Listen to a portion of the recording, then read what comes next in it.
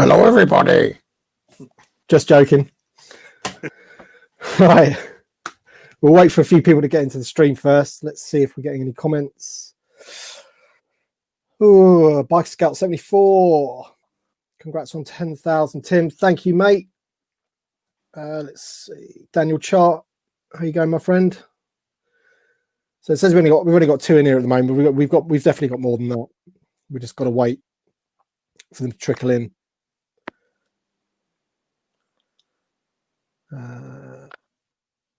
Hi, Jay, mate. Shakes, how you doing? All right, we've got 40 odd, I think. All right, guys, welcome to the stream. Thanks very much for joining us. Just need to introduce Harry. This is hello, Mando Menace, as he's called. He's essentially got a fairly new YouTube channel, a couple of videos up. He did the Legacy Collection comparison, didn't you, of the Falcon?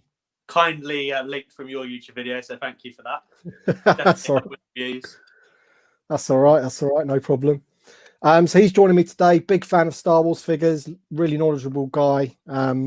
Loves the Black Series. Loves the vintage collection as well. So we're going to be talking about all of yesterday's reveals, including HasLab, all that kind of stuff. So that'll be good.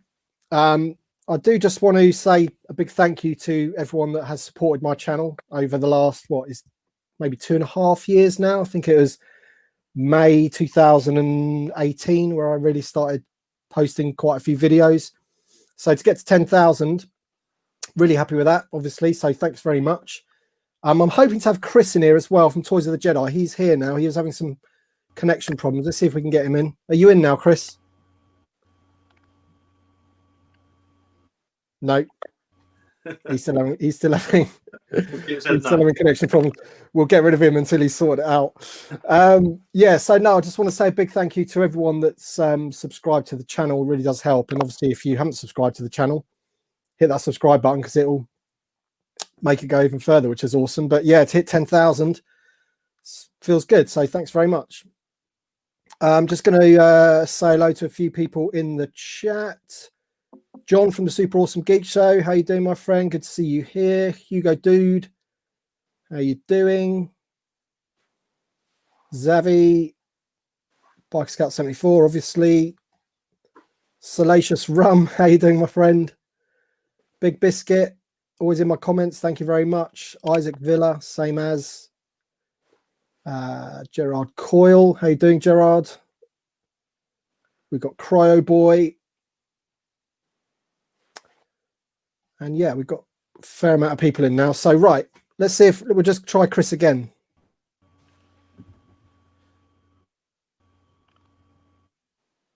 No, Chris, you'll have to text me when you've got your connection sorted, mate. Anyway, so let's talk about the yesterday's reveals. Harry, we'll start with the big one. Yeah, we'll start with the HasLab Razor Crest. Any shocked at all? Well. We've been talking about, haven't we? I'm not too shocked, to be honest. The timing of it, like in October before season 2 comes out, it's very in vogue at the moment, isn't it? But yeah, I think it looks absolutely incredible. And to be honest, for it to get like the proper treatment that we think it deserves, I think it needs to be a HasLab, really. For the scale and everything, it's like the awesome new ship. There's like not one ship I can think of from the sequel trilogy that's like a new design that's like captured everyone's imagination. Yeah, I agree. I was kind of glad it was a HasLab in the end, and the same price as the Falcon as well. So it kind of makes the Falcon look either too expensive or this actually a good price, if you know what I mean. Yeah. I'm glad it wasn't another £600 barge though. That would have been a bit too much, but yeah. Yeah, I think what I think about it is that. I get why people want it as a standard release, and I would love to see it on the shelf. You know, it would look awesome, give everyone a chance to get it. But I just think if it was going to be that, then they just wouldn't do as good a job with it. And I think, as you say, that ship deserves sort of like the HasLab project, you know, the detail that it's going to go into. And we've only seen the concept images, really. So it's just a big bit of white grey plastic, isn't it, at the moment? But imagine what it's going to look like with all the detail. I mean, obviously, it's going to be quite grey and silver on the outside with the yellow flashes and stuff, but inside, I mean, I watched one of the episodes of The Mandalorian today, and inside the detail is going to be just just from the pictures, it looked fantastic. They need to make that droid Zero from chapter 6, sorry. Yeah, where he's looking for Baby Yoda. That's going to be amazing because it's even got like the little hatch where the child was hiding. Yeah. But he did say, didn't he? Patrick did say that around the time of the release, if successful, we should be able to see all the figures that interact with the Razor Crest. It won't be all of them, I'm sure, but like hopefully we'll have the crew from that chapter 6, the prison episode. That'd be pretty cool. Yeah, I mean, I think at the time of doing this video now, it's probably nearly backed. I think it's last time I looked, it was like nearly 5,500. So it's already hit 5.5. Wow. Yeah, pretty sure it was. So, you know, another couple of hours by the morning, it's going to be backed, and then obviously we need to hit those stretch goals. We've got 45 days to hit those stretch targets. So, do you reckon if we hit 10,000, they'd have some more?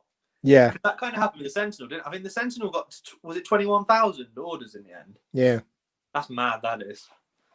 Yeah, that's so trajectory to this one as well. Yeah, I can imagine that we'll, you know, when we get to the 8,000, they'll tell you what that stretch goal is, and then they may even tease you with what the 10,000 one is to try and get more backers at that point. And then once we've hit 10,000, they'll have nowhere else to go apart from up. So they'll have to say maybe 12,000. I hope it's not 15,000 because that'll be asking a bit put a blur too much. Put a blur, yeah. A blur would be awesome, yeah. I get it. I've got the feeling they might create carbonite blocks for the stretch goals. You know, different characters in those. I think that's a good one to do. I hope it's not something like a booklet or something. You know, I want it to be something you can actually put with the Razor Crest itself. Like or a set of collectible coins or something. You don't want it. You want some Mandalorian credits, yeah. Yeah. You want some figures, don't you? You want some actual things that are going to interact with the ship itself. Yeah, I totally agree, mate. We've only had like, what was it, four Mandalorian figures so far? Yeah. We've had the normal Mandalorian, Cara Dune, the Remnant Stormtrooper, and then the Raider from Chapter 4. Yeah. So we need some figures bad from that. Yeah, so there's obviously we've got the rumored, it's not official yet, but we've got the rumored figures coming out at the end of the year, which is your Moff Gideon and the Armorer, I believe. Yeah. Is that the two that are supposedly in that wave? Yeah, the Incinerator Stormtrooper was supposed to be like an exclusive, I think. Yeah, it's a Walmart exclusive, yeah. And then we're supposed to be getting the Beskar Mando. That's Moff right. Gideon and the Armorer, I think. Is that right? Yeah. So there's three of them. I mean, you need Queel, you need Grief Karga. Yeah. I mean, if you IG-11 we need. Yeah, IG-11, yep. And then if you're really sort of stretching it, then you want people like the Client and people like that. I mean, you might say that might be a bit of a boring action figure for some people, but I think that's the sort of thing that collectors want, I think the Chapter 6 like crew would be more well received, hopefully. Like with all of those guys, you've got some cool aliens in there as well, and the droid's cool as well. But yeah, there's going to be season 2 characters as well that we want soon as well. That's the other thing. There'll be, Gamorrean wrestlers and stuff like that. Skinny wrestlers. Yeah, there's going to be so much stuff, isn't there? But just as we will be catching up with all the season 1 stuff, the season 2 stuff we'll want as well. So yeah. I'm just gonna pull up the images of the crest, just so we can have a look at it on the screen. Let me just grab a few of them.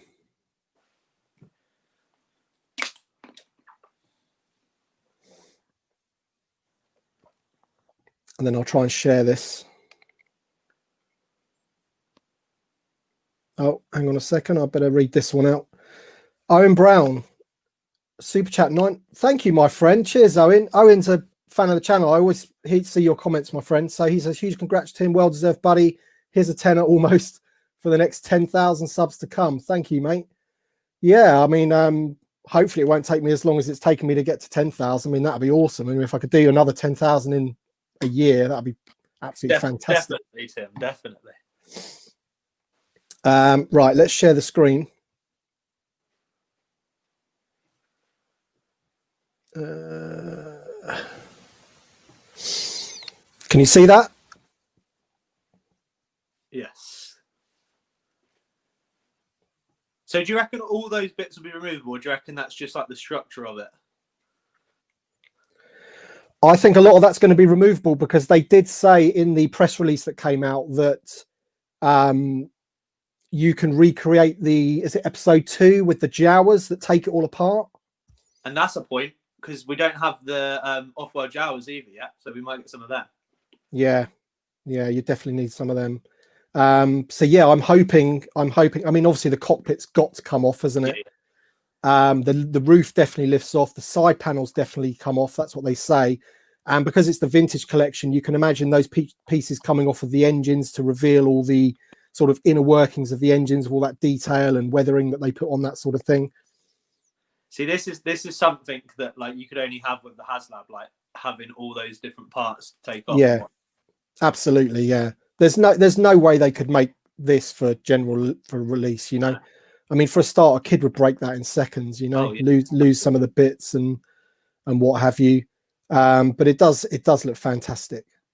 It looks kind of almost as much as to scale as much as you could go really with a toy, doesn't it?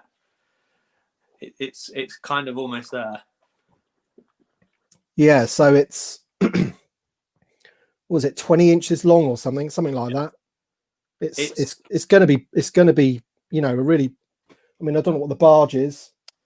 It's probably what, 2/3 of the barge long, do you think? Yeah, probably. I don't think it's as long as the Falcon, but I know it's wider than the Falcon because of the 2 engines either side.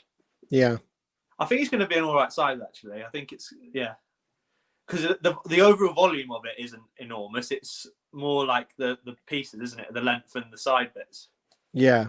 I mean, if you look at the Mandalorian in the cockpit there, if that's to scale, which I believe it is because it's the figure, it's huge. It goes right back, doesn't it? You know? That's so good. So pleased. Yeah, so obviously there was quite a few rumours of, well, not rumours, but suggestions of what it could be. And obviously we're doing videos of what we hope it could be. And I think that the Razor Crest was in everyone's list of potential things that it could be. And I think you're right, you know, the timing of it. And I think they're timing the release of it. What did they say? November next year. So what's that, Series 3, do we think? Yeah, I don't know. Are they working on Season 3 already? Yeah. Yeah, so that probably would be, wouldn't it? So it'll be right in everyone's thoughts again. And we would have just Season 2 would have finished as well. So everyone will be, I'm sure it's going to be epic. Everyone will be buzzing for that as well. I mean, if you look at that, the toilet. Yeah, if you look at that image there, it's got the toilet. It's got the little bit where Baby Yoda goes in there with the carbon freezing chamber on the right hand side there. And I don't know if I've got the image in this selection, but it opens up, doesn't it? Where the carbon freezing chamber bits are, you can see the bits where they all hang on. So that'll really be a stretch goal, won't it? Yeah, I'm really hoping that they're going to give us those. You know, this thing was the most impressive thing for me when he was talking about this. So, oh yeah, like each individual blaster in there is removable and individually sculpted and can be used with all the figures. I mean, it's a hell of a job to like not lose them. But to have them all individual like that, that's just, you know, the attention to detail is fantastic. I hope they've got Bossk's blaster in there from Chapter 4. Yeah, I'm trying to see it. Yeah, because it might be that. Yeah, it's that one, isn't without it? Yeah, the strap, isn't it? It's the middle one without the strap hanging down. Yeah, amazing stuff. So good. And that's looking through the side door with the cabinet closed. I think I'm going to keep that shut most of the time because I think they'll just lose them otherwise. Yeah, 100%. Yeah. But there's loads of nice entrances, isn't there? You've got the side view, you've got the back view that opens up. It's great. Yeah, allow you to recreate essentially whatever you want, really, whichever part of the program you want. you can do. Yeah. I mean, I only found out about the Jiawa thing today because I thought I'd just have a quick read of the actual press release to see what exactly they say. And they mentioned that exact thing, you know, all these little pieces come off so you can recreate the fact that the Jawas took the thing apart, you know? I mean, that would probably be like an easy retool, really, wouldn't it? You literally just change the colour of it, I suppose, and give it red eyes. I'm sure it'd be pretty straightforward. Yeah. There's not too much difference, I don't think. Yeah. But with the Black Series one, they gave them a soft cape, didn't they? Yeah. I'm fine with either, to be honest. Whatever they go for with that, really. People in the chat, let us know what you think of the Razor Crest.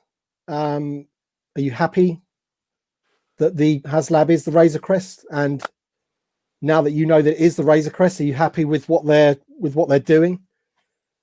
Let's have a look, see what people are saying. I think the Razor Crest is 30 inches front to back, 2'6" long. Yeah, it's massive. He said it comes with those carbon freeze blocks. He did say that, did he? I can't remember him saying that, but be good if it does. Yeah, we'll have to know which one's a refresher and P funnel. Yep, full on detail.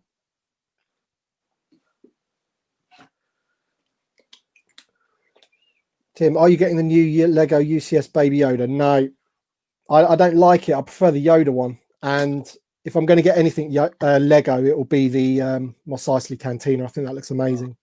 Yeah. Larascas. Is that how you say it? Razor Crest has got 5895 backers as of right now. So, you know, within the next hour or so, it's going to have 6,000, isn't it? That's Did you see Zavi has its own counter as well for how many? Zavi's has got more than this one. Someone posted that on Twitter, I saw. So this 5895, does that not include Zavi then? I don't know. It depends where that person got it from. But I saw someone posted. I think it might have been on the Facebook Vintage Collection group actually. But Zavi's got a counter that has a higher amount than the HasLab one, so they must be adding to it. I suppose. I don't know. Yeah, maybe Zavi know the score of HasLab and they're adding to theirs to that rather than the other way around. The thing is with Zavi is you've got the UK, France, Germany, Spain, Italy, and they said various other EU countries. So you might think some of the bigger countries in the EU, but obviously I do feel sorry for the guys in places like Australia, New Zealand. You know, they've got big collector fan bases. Yeah, I would have thought. And you know, they might have to do the eBay lottery if they do that again for those guys. You know, like we did with the barge, which was a bit awful having to do that. But let's see if we can get Chris in. He's moving now. Let's have a look. Hello. Are you in, Chris? I think so. Can you hear me? I can. Yeah. How you doing, mate? All right. I'm good, thank you. Lovely. Yes. Hello. Hello. We had some slight technical difficulties. Sorry to be late to the party. What have I missed? We're just going through the HasLab Razor Crest, obviously, to start with, and then we'll look at the other bits and bobs, Black Series and Vintage Collection, and we can all moan about Captain Rex later. But how you doing anyway? You all right? I'm good, thank you very much. I'm good. Been busy, as I'm sure everybody else has, but I did enjoy the live stream that we had yesterday. That was a really interesting way of presenting it all, and plenty of comments to come on that, I'm sure, as we go along. How are you both? You all right? I'm very good, thank you. I've been quite busy as well. Yeah, it's been a bit hectic recently, but yeah, all good, thanks. Good. Right, let's just get rid of this idiot. Hang on. I've only just got here, Tim. Not you. Some idiot in the chat. Hi, Tim. How does the UK collector get the Hero Vendor 3-pack and the Wampa? The usual collector websites will have it on Monday. So they get released on Monday. So it'll be fastest finger first for those. That's going to be a scramble, isn't it? After Friday night, after yesterday night. Blimey. Yeah. Yeah. Although I will say, obviously, there's been some images floating around of the single boxed ones, certainly for Han, Leia, and Luke from that set. Good. Yeah. So I would say don't panic if you don't get in on that one straight away. The only one who's not confirmed yet, obviously, is Paplo from that. But it does look like a nice set when it's all folded out and what have you. So yeah, yeah, it's a pass for me, though. I'm not going to take up too much space. I'm not bothered with it. I quite like the single boxes of those. I think the ARC Troopers are going to be the ones that are going to be. That's going to be potluck, really. Whoever gets them, to be honest, I think. Yeah, but then again, it might end up like the Luke pack, where they, just overproduce it, because you can get the Luke pack still today, can't you? True, yeah. For a half decent price. So they might have actually put all of them figures into the line as well, singles. Yeah, fingers crossed. So, Chris, what are you pleased that it's the Razor Crest HasLab? Do you want an honest answer? Of course. No. If I'm honest, no, not really. This when they released the information about the sail barge, I saw it and I just went, wow, that looks stunning, looks amazing. This came up and it was like, oh, okay. I didn't have the same sort of gut reaction to it. As they started showing more images and they started showing all the take apart stuff, so you can actually see right inside the Razor Crest. Yes, it started to appeal a bit more, but I think the initial reaction was it should have been a retail version, maybe not with quite so many panels that pop off and what have you, but it's a popular enough vehicle that the mainstream public just walking into a shop would actually see that and go, actually, yes, little Timmy would love to have that for Christmas. So for me, it seems like a bit of a cop-out. And at the moment, I'm on the fence. I mean, I've got a little while to decide, but I'm on the fence as to whether I'm gonna jump in on this one or not. I was really hoping for a Death Star or a Cantina, what they classed as the things that you could only do with HasLab. For me, this is a ship that you could do in mainline. They just released the big Millennium Falcon for 400 quid. Yes, it was a Target exclusive, but it's regular retail. It's not something that needed backing by all of us punters. So I'm not sold on it yet. Maybe some of the little add-ons will swing me the other way, but as it stands at the moment, I'm still a little bit. I was just expecting something else. Yeah, but I think while you weren't in the room, we're saying that basically, had the Razor Crest not been the HasLab, then it wouldn't have got this level of detail. And you've just pretty much said the same. If it was a regular release, it would be dumbed down slightly, which I don't know. I think the Razor Crest deserves to be treated like this, but at the same time, I think because we are missing the regular sort of kid line of 3.75, your 5 POA or whatever, because we're missing that, they're not getting any vehicles. I can see it coming out in the mission fleet. I was just about to say the same. I could see that happening. Yeah, and it'll be by all accounts. I mean, the mission fleet's not for me; it's for kids. But they look pretty good. They've done a pretty good job with how they look. But obviously, I don't really like the little stumpy figures. But for a little Falcon, it's quite a nice little Falcon. You get the little jet pack or the jet bike for the Mandalorian with the Baby Yoda and the pram. But essentially, I think that's the only way you're going to get like a dumbed down version of it now. Yeah, it does kind of alienate, like, I suppose, a kid being able to get it for Christmas, because it's a big, expensive product, isn't it? Really, it is. It's it's definitely out of the price range for something like that, I would have thought. Yeah.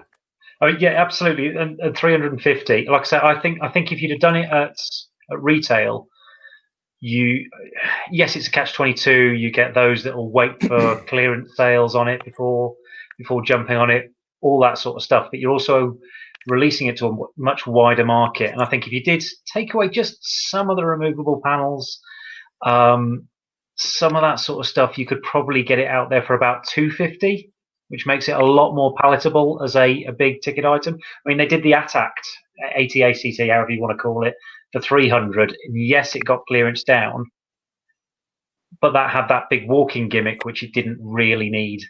And if they'd have taken that out, they could have brought the cost down again. I don't know. But we also haven't seen the paint job that they're going to give this thing as well, have we? I mean, it'll bring everything to life, won't it?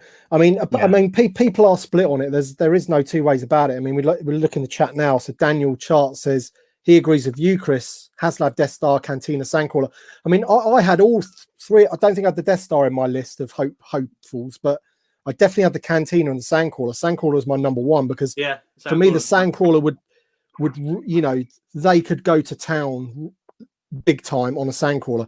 A lot of people think the Sandcrawler is a bit boring or whatever, but to me, it's like an iconic thing from Star Wars that would look amazing on the shelf, just like the barge. But then you've got Nick, Only One Kenobi, who says, "Don't agree, Chris. Look how intricate this thing is. It'll be notches above the Falcon, Slave One, and all the other standard release stuff," which I agree with. It will be because the timing that they've done with this thing, with the season 2 coming up, by the time it gets released, season 3 will probably be out. I'm not 100% sure on that, but if they're doing a season every year, then it will be. This is the ship now, isn't it? This is the new Falcon. This is the new Star Wars ship that everyone thinks is amazing. So it's like the flagship thing for Disney Star Wars, really, isn't it? I mean, they're throwing all their things in the Mandalorian now. I think the thing that helped with this as well, becoming something like this, because they were saying they had like the actual digital scans from the actual TV show, and ILM and Lucasfilm seem to have some synergy with Hasbro at the moment as well, which is really good. But when we've watched the making of shows, they actually had a model of the Razor Crest as the starting point, and they filmed it in the traditional like the camera moving towards the object to make it like it was moving. So I think it's always going to be something awesome as a toy, isn't it? Really, the where it's come from originally. Yeah. Delvian Seek, hi there, mate. Patreon supporter, thank you very much, my friend. Do appreciate it.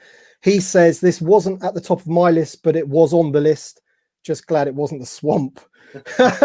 Oh, we all, mate. To be fair, I never thought it was going to be the swamp, but yeah, I'm glad it's not the bloody swamp. Anthony Robinson, how you doing, mate? Good to see you in here.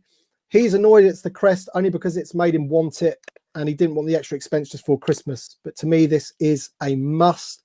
I missed the barge, but I'm hoping before the 9th he'll be able to get it back. Yeah, you don't want to miss out on this one, I don't think. And I think that's part of the other part of it, which is where my train of thought may end up going, is that you've seen the prices that the barge is going for these days on the secondary market. It's twice, 3 times the price it was originally. Yeah.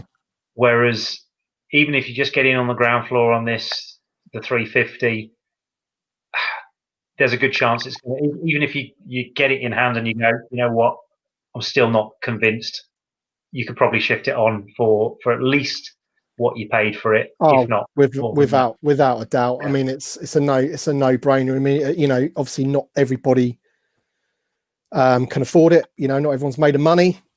Yeah. But if you have got a spare 350 quid sitting around, it's not a bad investment. It's not a bad investment at all.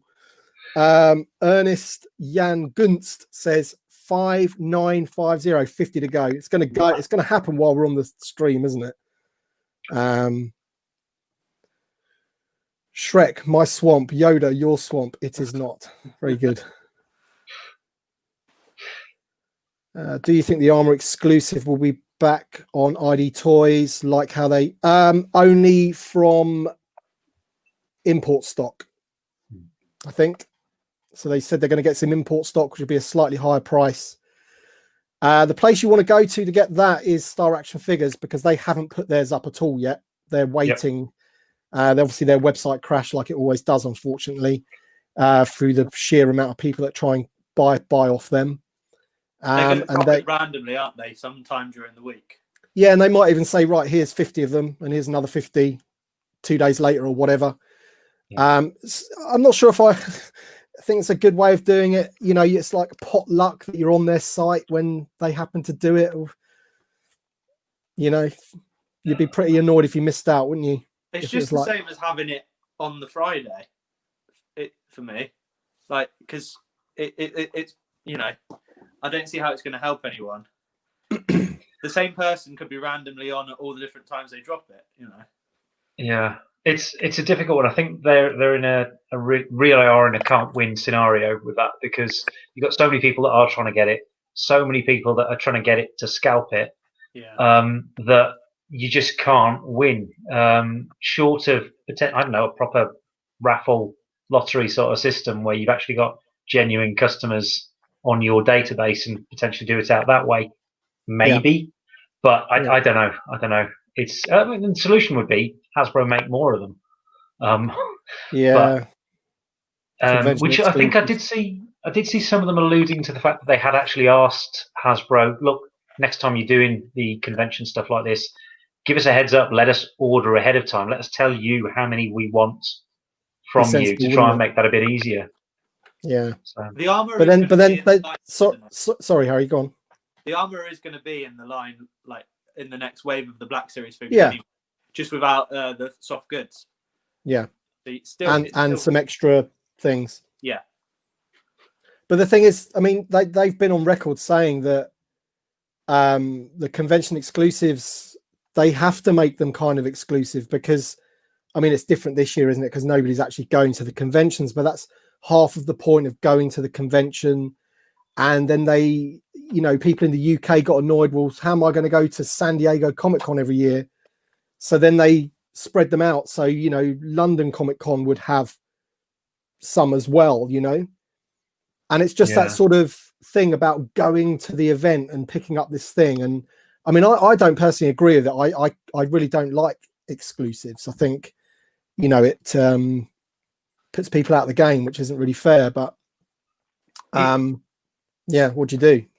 Yeah, I mean, I do agree. I actually had a conversation with somebody just these last couple of days that was practically ready to go. Look, selling a lot, had enough of this crap, trying to fight everybody else for fastest finger first for these exclusives. But it also reminded me of something that other Star franchise did a long time ago.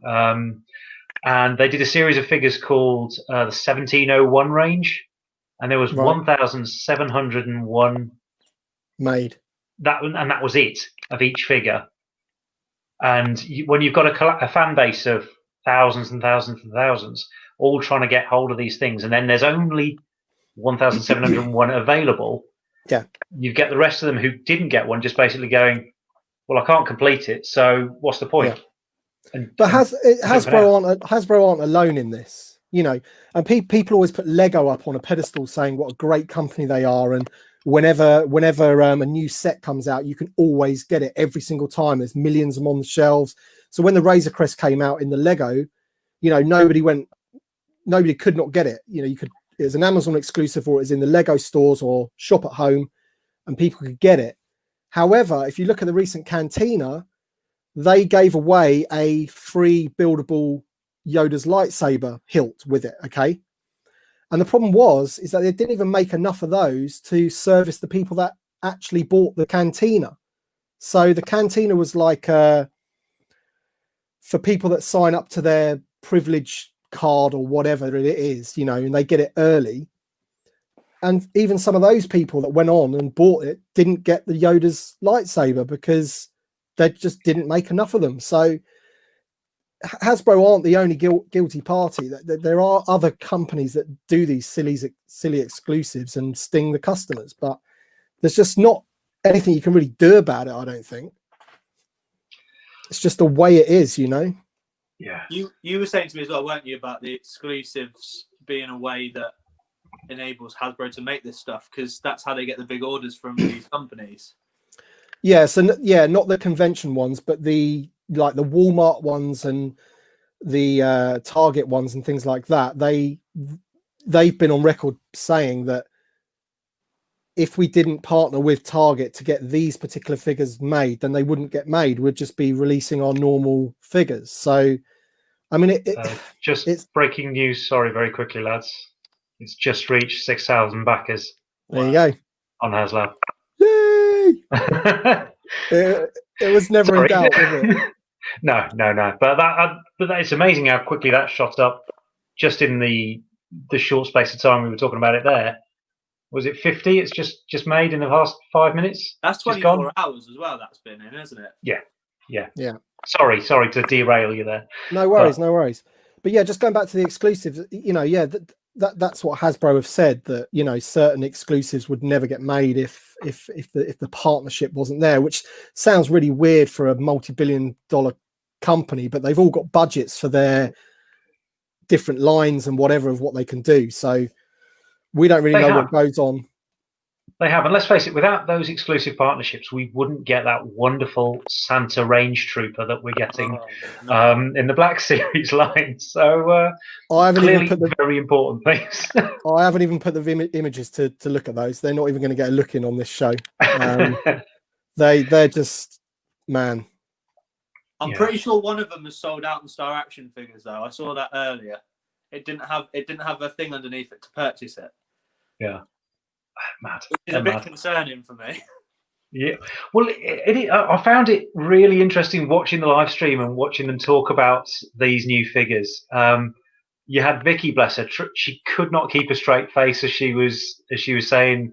We had to, when we first showed these to Hasbro, to Lucasfilm, they were like, "Nope, not doing those." But that's crazy, isn't it? I mean, this is all building up to that holiday special thing, though, isn't it? That Lego are doing. It's all that kind of stuff. Yeah. That's going to be big this year for some reason. Yeah. And Hasbro have done it before, haven't they? I think I said on Instagram to somebody or somebody somewhere in the comments or whatever. I think even is the Saga collection, you got like a couple of Jawas, something or other. We've got probably a lot of Americans in the chat at the moment, and we in the UK love Christmas, but I know for a fact the Americans love the holiday season. It's a big thing for them. So, I couldn't really give a monkeys if a exclusive Jawa comes out with a reindeer as a pet or whatever, But I know judging by the comments, some people do like those holiday figures and they want to bring them out for ornaments and stuff when it's the holiday season, and then they'll just go away again for the rest of the 50 weeks or whatever. I understand that side of it. It's just not for me, really. No, that's the biggest pass ever. Yeah, I mean, I did get the figures, and I do quite like the 3 3/4 ones they did, like the Jawa, the 3PO and R2, and what was the other one they did? It was a Yoda, wasn't it? All based on a lot of the. On some skis, I remember from years ago. I think so. It was they're all based on like the Ralph McQuarrie Christmas cards that were done around the time. Yeah. And I quite like the idea of them, but the actual execution of these Black Series ones, just I thought it was a joke. It was one of those double take. Look, have I somehow missed the rest of 2020 and gone to April the 1st already? It was just weird. Like I say, they're not for me. Those Black Series ones, not for me. Massive pass. What wound me up about it? They breezed through everything else, like Vintage Collection, I went through so quickly, and then they spent ages talking about each one of these figures. Yeah, and the little buddies. Yeah, I was like, I can't believe this is the focus of the. And obviously they've got their schedule, haven't they, for their show? But the comments, I mean, it would be just a case of cut. We can't just, we can't do this anymore, because the comments are just like absolutely ruthless. Yeah. And when the lady at the end goes, right, we're gonna read some comments, I thought, Christ, you got to pick 3 good ones out of about 100,000 awful ones, And it's some random question to her. What's your favorite figure or whatever? Yeah. I mean, I think you've got to look at those. I think it was Bantha Skull actually did it. What's the long view of things like the carbonized vintage collection figures that we're getting, and that other repaints of the Mandalorian, the credit collection, I think it is, and this lot as well. I think obviously we're in a rather interesting times at the moment, and I think they're possibly looking at ways that they can get stuff out quickly and cheaply, and repaints, very bright, garish repaints of existing molds is something. It's a quick get stuff out there and get some money in. I know exactly why it is, mate. What happened was, and this is, you can correct me if I'm wrong, but this is my theory. Essentially, what it used to be is that you could just guarantee that a Star Wars film would be a hit. So you just produce all the product. Lucasfilm give you all the images. You make all the figures, you put them out even before the films come out. It's a massive hit. Everyone laps it up. They make a ton of money. They got majorly burnt with The Last Jedi and Solo, and it became a risk. So The Mandalorian, they're playing catch up now. They're like, man, this thing's a massive hit.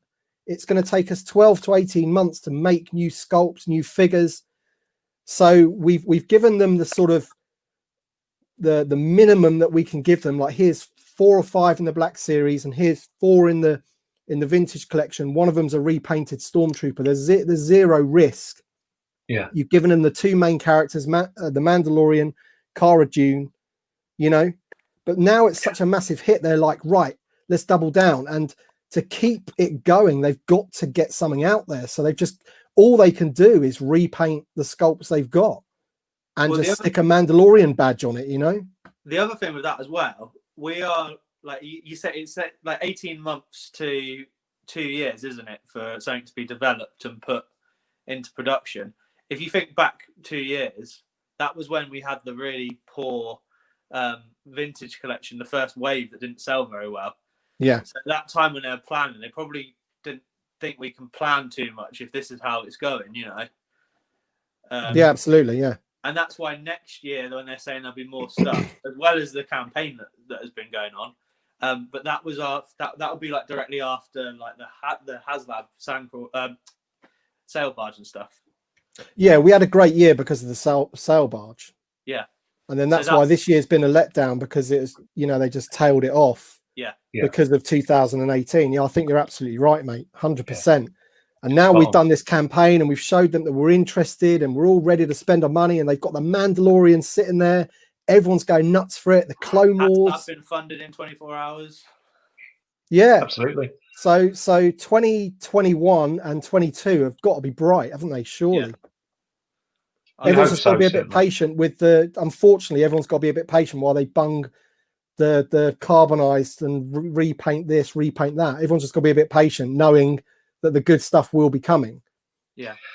Yeah. I don't know if you guys picked up during the presentation, Patrick said something about, right, we know at the moment you've only got Cara Dune, the Mandalorian, Remnant Stormtrooper, and a Clatoonian to actually go with this HasLab thing. Don't worry, we'll have some stuff coming out. Anyone that's interacted with the Razor Crest, those were his words, will be coming. How far do you take that? What do you think we're getting? What does that mean to you guys? I think we'll have an IG-11 and Quill for sure, and then after that, the next batch of characters would be Grief Karga, and then the crew from the prison episode, Chapter 6. Because I'm not fussed about having that lady with the pit droids, or Toro Calican as well. That guy from Chapter 5 is annoying, but I think that would be the ideal amount. Yeah, and as you said earlier, Harry, at the end of the day, the season 2, you know, they will have concepts now for season 2, and they'll be saying, look, this is no longer a risk now. You know, everyone's going to love season 2. It's just as good as season 1. Everyone's going to go mental for it. You've got this and this character. 100% you've got to do, and then there's like maybe this one for your world building. Yeah. You know, I've got a feeling that we'll get more in the Vintage Collection, to be honest, than we will in the Black Series, because the Black Series, I don't think the Black Series can get away with your that lady with the pit droids or whatever. Whereas you know, back in the good old days, the 3 3/4, you would have got her, you know. Yeah. Oh, definitely. And you kind of buy, well, for me, you're more likely to buy every character in the vintage collection, whereas Black Series you have to be a bit more selective with who you have, because just they're bigger figures as well, aren't they, in the detail and everything, you know. They are, and I think it's also something else I was discussing with a mate about the whole presentation was they're showing some really cool characters in the Black Series. One of the nice new figures was, I'm sorry if I'm jumping ahead too far, but was the Jar Jar figure. Oh, yeah, look amazing. But who do you display him with at the moment? Who have you got from the Phantom Menace that you can really put him with? You got Qui-Gon, and that's about it, really. Exactly, exactly. Yeah, but loads of people wanted Qui-Gon, and he should have been in the archive collection. Yeah, he should have been in the archive collection. They could have released all of the Clone Troopers, like Captain Rex, even, for example. Absolutely, absolutely. But it's that sort of thing. Whereas with the vintage collection, you have actually got that sort of the history, like you say, the world building. You've got a Jar Jar, and you can nip back into some of the older collections and grab an Anakin figure and a Padme in various different outfits that they can still pose against next to each other until we get a super articulated version. And in the background of that, you've got the little pit droids and the pod racers and all the other bits and pieces that would really flesh out that Jar Jar figure, which you haven't got in the Black Series. And like you say, there's a chance, I think it's a very slim chance, that we get the lady from the docking bay. But there's a chance that she'd actually go quite well in the vintage collection. Yeah. You're right. I mean, they released Jar Jar, and you're absolutely right. Who does he go with? And that is ultimately for me the problem with the Black Series. It concentrates on the main characters because it's got to give you the main characters first before anything.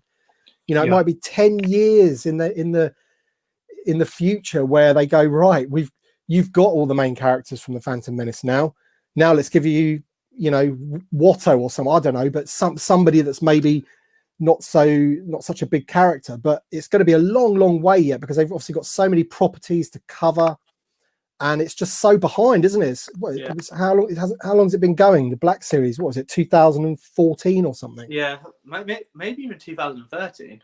Yeah, I think so. Yeah, but yeah, it's not that long, and there's still a long way to go. But precisely to that point, the character Rumslag, like the skeleton astronaut from the Phantom Menace, he'd be great as a Black Series figure.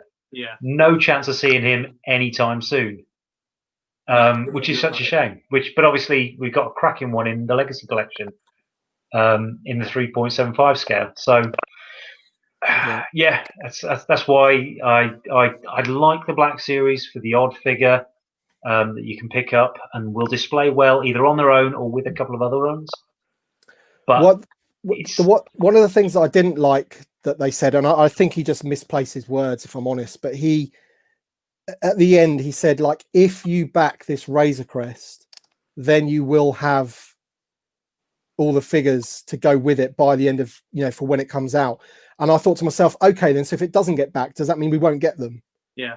So what are we going to get? Because we know the alleged figures that we're getting. Gideon, the Beskar Mandalorian, he confirmed the Beskar Mandalorian, didn't he? Anyway, when he was talking about the soft goods cape, when he said the hard cape will be in the regular line, and the armorer, 3 big characters. You're right. We need Quill. We need IG-11. Probably need a new biker scout with the, you know. There's so much they can do, but it's just now it's backed, because it is back right now. Yep. What is it that we're going to get? You know, because if it comes to the end of 2021 and we have only got Quill and IG-11 on top of the ones that we know about, then that's not good enough, you know, because of what he said. You know, he's saying everything that can interact with the Razor Crest will give you. So that's your Jawas. Yep. That's the prison crew, as you say, that busted the people out of the prison. The droid Zero, whatever his name was, you know, all of those. You've got to give us all of them. Yeah, that's the thing though. When he was saying because of because it's going to get made, you'll have the figures for it. If you think back to the barge, they didn't actually create many figures to go with the barge. I mean, we had Lando in skiff guard disguise, great figure, which was kind of like it was an improvement on the original one, wasn't it? That we had, they made it taller and whatnot. Yeah. We had Yak Face, which was amazing. Yeah.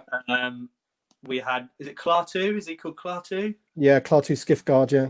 Yep. And then we had the 3-pack of the skiff guards, including one of them being two of them being figures we'd already had. Yeah. Plus, I can't remember his name. The one with the white. Brock Starsha, was it? No, that's the guy with the black helmet. Vizam. Vizam's the one we already had. Vidane, that's there it. we go. There we go. So actually, that's 6 figures max that they made for the sail barge. Yeah. And I feel like they'd make more figures for the sail barge than they would for the Razor Crest, to be honest. But saying that, there isn't any existing figures to go with it, is there? No, because they could get away with giving you Gamo guards. They can give you the re-release of certain figures to go with it. You lay a boosh. Yeah. Because obviously the Jabba's Palace came out, which was loosely connected to the barge as well. Some of the characters that are in the palace are also on the barge, so they managed to sort of connect that, which is awesome. But I would say, where's your squid head? Where's your Amanaman? Oh, we need a test. So bad. Yeah. But you've got that history already, haven't you? Like you say, with the Katana, when it comes out, you can dip back in and grab like your Pope Snitkin from Power of the Force 2 sort of era that'll go on the skiff.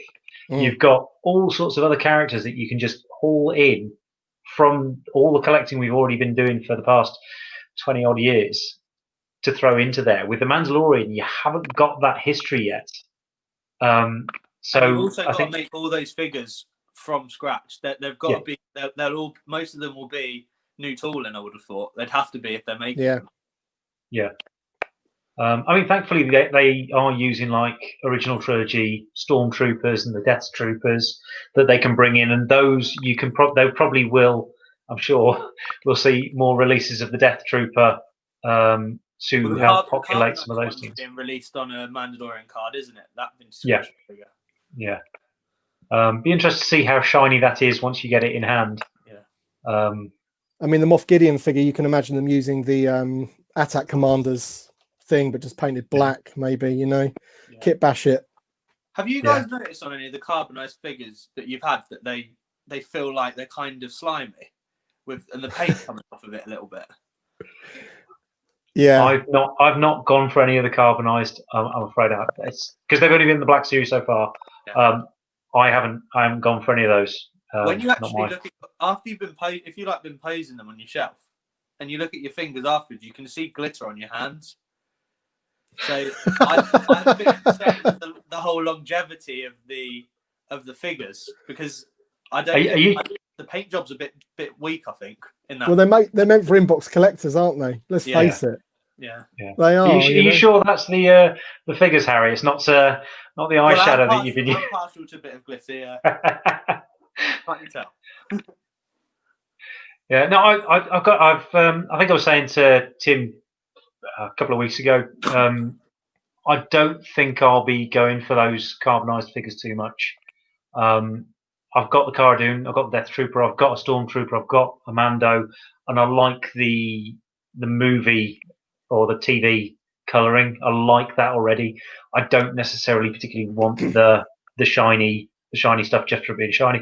If it were the foil card backs and they would chase they're fitted in with the rest of the wave, like they did with the original vintage collection, I think that's a nice touch. That works. I get on board with that. But the shiny paint jobs, they're not for me. Obviously, I don't speak for every collector because there's a lot of people that are getting really excited about them. Well, I was just gutted that they didn't do the credit ones for the. I think the credit ones would have been better in the vintage collection. Completely agree. With those just different paint schemes. Okay, you are still again repainting older figures, but at least I think universally everyone loves those end credits. I mean, they're fantastic. It's just one of the things that I first noticed about the Mandalorian when I watched it. It's like awesome end credits, and to create figures based on those is brilliant. Just a shame that it's the black suit, because if they had said, like, here's the credit line for Vintage Collection and Black Series in one hit, then I would have gone, yeah, okay, that's better. But they gave the Black Series the credits and then carbonized for Vintage. I was like, oh man, you know, because you know if the credit ones do really well in the Black Series, then you'll probably see those Vintage ones repainted again in 6 months' time. Yeah, in the Vintage Collection. And maybe that's exactly the argument, is that Hasbro are possibly seeing Vintage Collection collectors go, well, why aren't we getting the carbonized figures? We want those. Now, I haven't seen many of those, I've got to be honest. I think it's because they did well. I think it's because they sold well. They thought, this will sell well in the Vintage Collection. Yeah. And maybe they can take a bigger risk with the Black Series at the moment than they can with TVC. Maybe they use the Black Series because it's a lower cost for them, isn't it? Because it's basically the same to produce a Black Series figure as it is for Vintage Collection figure for more price. Maybe they're using Black Series a bit as like an experimental area. So you might see some more things they try going into the Vintage Collection, because the carbonized thing's gone straight in, isn't it? Yeah, I think they can get away with more in the Black Series. It's more inbox collectors, as you know, people have moved up to that scale. They seem to get the big characters whenever a new thing comes around. I mean, you know, look at it, they're getting Dark Ray, for example. Where's she in the Vintage Collection? Yeah. Not that I personally would want her over, say, a Bib Fortuna, for example, but you know, the big characters get made in the Black Series, don't they? Yeah, definitely. And then the Vintage Collection is a bit of an afterthought, which is a bit of a shame. Yeah, I think that's some of the frustration. I know Jake Stevens, Fall Onto Zuckus, he's very much 3.75 scale, so he'll get all of the 3.75 that comes out, but he also wants a representation of each character. And if he can't get it in 3.75, he'll dip in and grab it in the 6-inch. Yeah. So it means that he's got a Dryden Bossk in 6-inch. I can only imagine that his 6-inch collection must look quite odd with all of the random characters that are only in that scale. He'll have an Admiral Piet, because there's no 3.75 Admiral Piet, but they made a Black Series figure of him. And I thought that would work the other way around completely. Exactly. Well, I'm the same. You know, I saw the Tebow figure for the Black Series and I thought, cool, that looks amazing, you know. And we need him on a vintage card. You know, we've got a few of the other Ewoks. We need him. He's one of the big characters from the film. He was in the original 96. Where's Tebow in the Vintage Collection? And then the Black Series, it's the first Ewok they do for the Black Series. It's the one that we haven't got. Why couldn't you have given them low grey? Do you know what I mean? We don't care. I've got low grey. Put him in the Black Series. That Tebow's in that really like expensive now Toys R Us set. Yeah. The only way you could have got him. But I want him on a card. Very nice set. Yeah. Very nice set. Not everyone likes Ewoks, but I want him next to Lumat and Wicket and Low Grey. You know, you need Tebow and you need Chief Chirper as well. But it's more just, Ewoks. You know, I mean, even for example, the Rise of Skywalker, right? Not everyone's favorite thing, the sequel trilogy, but they got a Jet Trooper. Now you would think that the Vintage Collection would get a Jet Trooper. Now I know we got a Sith Jet Trooper, saw him for about 2 seconds in the film, and at first the Black Series didn't have that figure, did they? And then they did get it, you know.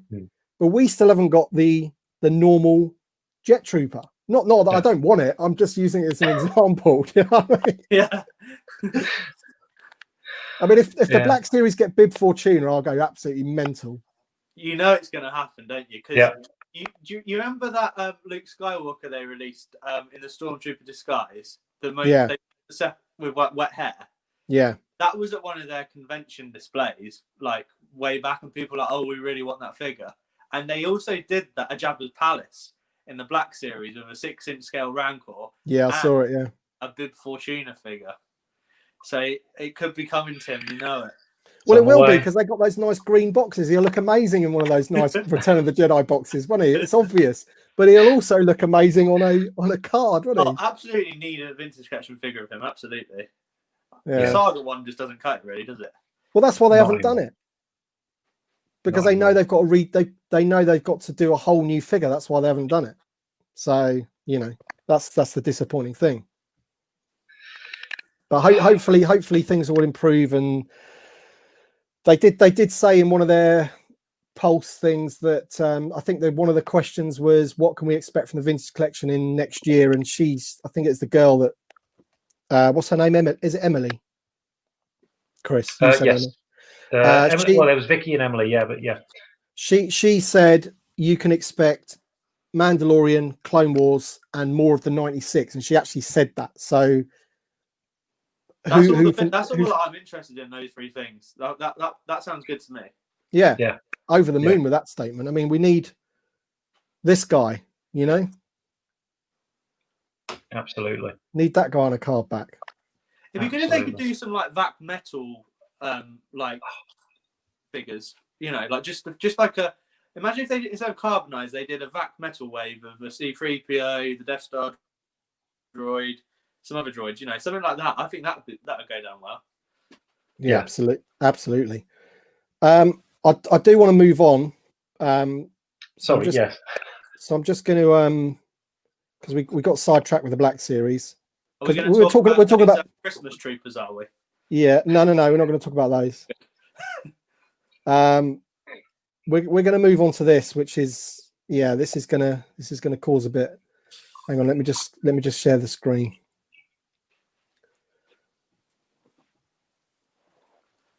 What we got? I think I know. Okay. Yeah. Can you see that? Yes. So the first thing when I saw this, I messaged Nick, only one, and I said, I cannot believe they've repacked the Black Series. And he wasn't watching the show. He didn't even know it was on. I don't know what he was doing, but he forgot that it was on. And he replied saying, what are you on about?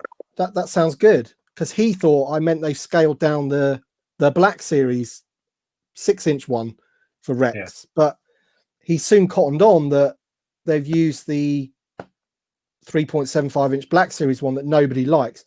It looks to me like they've done the paint up a little bit. The blue looks more in line with the rest of the 501st. It's slightly lighter because I know that the Rex is a bit dark. He doesn't fit in with the others. Certainly not in my little army that I've got anyway. But it's the helmet, isn't it? Look at it.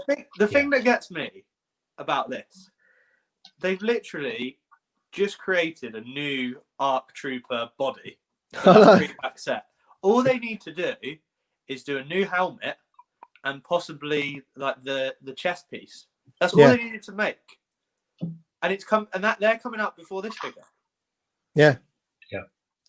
I know. I think that may be the kicker, like you say. It's the cost of doing what is going to be a one-off helmet and chest piece, because Rex is the only one that uses that custom piece, as it were. Yeah. And I think they've gone, no, just not worth it. Rex has got to be one of the most popular figures or popular characters, I would say, right now. Like for anyone, 100%. I mean, if you're gonna take your time and investment in any of the clone commanders or captains or whatever, it's Captain Rex.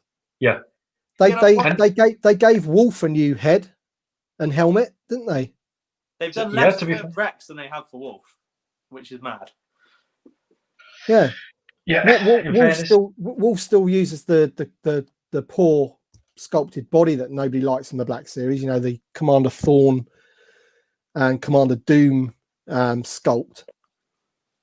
But at least he had a new decent head sculpt similar to the ARC Trooper ones with the cool eye and a removable helmet, which was pretty much in scale. It looked decent. The helmet's probably the best part of the figure, to be honest. So why couldn't they've done it? I mean, we've got a Captain Rex figure here, and you can't even see his head and his blonde hair. It's crazy. It's crazy. I don't know. That was the biggest disappointment for me. I do agree. And I think the fact that obviously they'd shown us just before, what was it, 2012, 2013? They showed us that image of an unhelmeted Rex. It's like, we could give you this. That mold must exist then, mustn't it? That mold must exist somewhere for that whole figure. Yeah.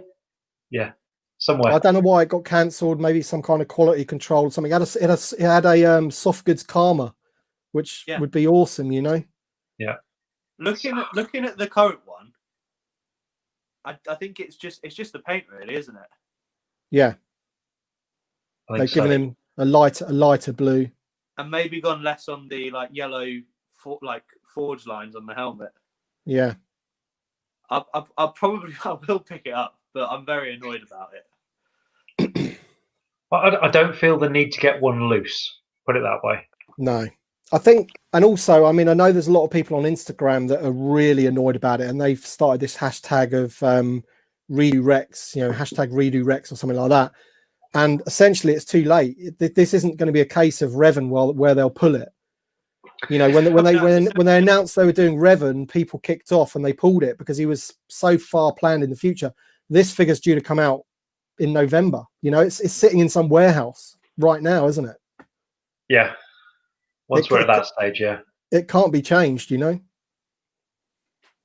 It's a lot taller. It's quite a tall clone as well, isn't he? I think he looks a bit taller than some of the others.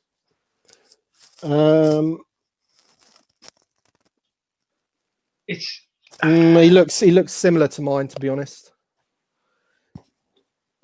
I've got him so far back in my cabinet of 501st because all of the other figures are better, That's them with their feet together. Okay. So he is a little bit taller as well. But see, that's the Fodor, isn't it? Yeah, that should be the figure that all the clones are like based on, I think, to be honest. Yeah. 100%. Yeah. 100%. That's just a difference in the times though. Back then there was just vintage collection. There was no Black Series or anything. So I think we're all in pretty much agreement that the figure itself isn't great, isn't ideal. What do you make of the card back? Do you like the card back choice that they've gone with? I don't mind it. I know it's got a bit of stick from some people, but when I think of Captain Rex, that image does kind of spring to mind where he's got his hands like that. They could have done it like the Wolf one with the helmet off and then carrying the helmet or something. I like the Wolf one. I thought that was quite a nice painted job they did there. Yeah, painted one to go. I think if they'd have gone with the helmet off, you'd really have incurred the wrath of fans. Well, yeah, they couldn't have done it, could they? Yeah. Because if the figure doesn't do that, then they can't do that, can they? Yeah, shouldn't be doing that, absolutely. But I don't know. I think it's a bit red in the background for me. Just as I think, the pose is absolutely Rex. No question about that. I just think the background's possibly a little bit redder than I'd have gone for were it me. Because obviously I'm a professional designer and what have you. So, but it's I don't know. I think that like you say, the pose is nice. I could just done with slightly different background to it. And seeing as they're not, go on. I just don't understand. They literally have a sculpt that they've invested money in with the new ARC Troopers. Surely you'd want to get as much out of that sculpt as possible. Yeah. Like I don't understand. Even if you repainted the helmet that they all have, because you could literally just repaint the helmet, I suppose, to a certain extent, couldn't you? And it'd be a better figure. And the head is the same. Yeah. Isn't it? You just got to give him white hair. Yeah. I think you're right. The head's the same, but if you're going for accuracy, which is what vintage collection is supposed to be about, you do need a slightly differently sculpted helmet because of the way it's. He's customized it to put two pieces together. The same with the top half of the armor. The rest of it absolutely identical, but it's those two bits that have possibly just tipped it over into the. We're not going to get many reuses out of this. Whereas the ARC Troopers, like you say, they've got those ones. They can reuse it for those. There's still plenty of other ARC Troopers that they can do and get more uses out of that mold. Yeah. And I just don't know. I mean, Rex is a popular character. I just don't know how many times they'll be able to rerun that mold and get their use out of it. Well, the wave that he's in as well, thinking about it, I think he's the only one that's a reissue because you've got the 3 new Mandalorian characters that will be new sculpts, and that Vader that they've got for Rogue One that's going to be in that wave as well. That looks to be mostly a new figure as well, doesn't it? Really? Yeah. Yeah. So that's not the repaint, the reissue for that wave. That's where they're saving money, isn't it? Basically. Yeah. So J Guy Custom said just give Rex the 5 first arc Jesse head. So that's the one without the hair, isn't it? Yeah. With the tattoo. So remove the tattoo. Because he has got quite a very short haircut, hasn't he? Whereas the Jesse figure's completely bald. Yeah.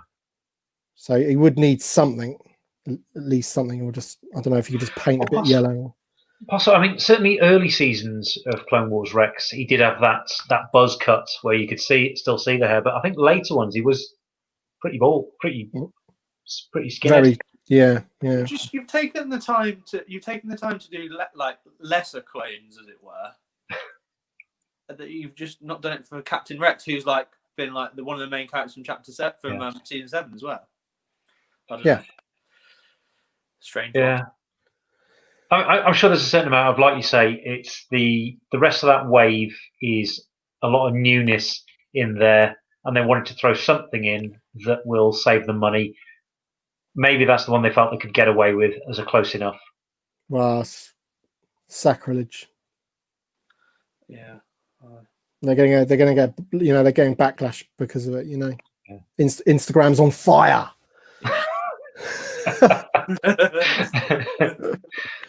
And that's moved swiftly onto the flame guy, the incinerator trooper. That's nicely done by me there, wasn't it? You've got the Rogue One Stormtrooper, which is a great figure, and then that's a great base for any Stormtrooper now, isn't it? So yeah, I think it looks great. Yeah, I'm mega happy with this one. Yeah, decent figure. Obviously, the incinerator troopers have been around for a while. I think we had them in a pack with. We've had them in a pack before. Was it with the Force Unleashed one, wasn't it? Yeah. And they didn't look too bad actually, but this is next level. Absolutely. Yeah. 100% agree. I loved some of the poses they were getting this in when they were scrolling through.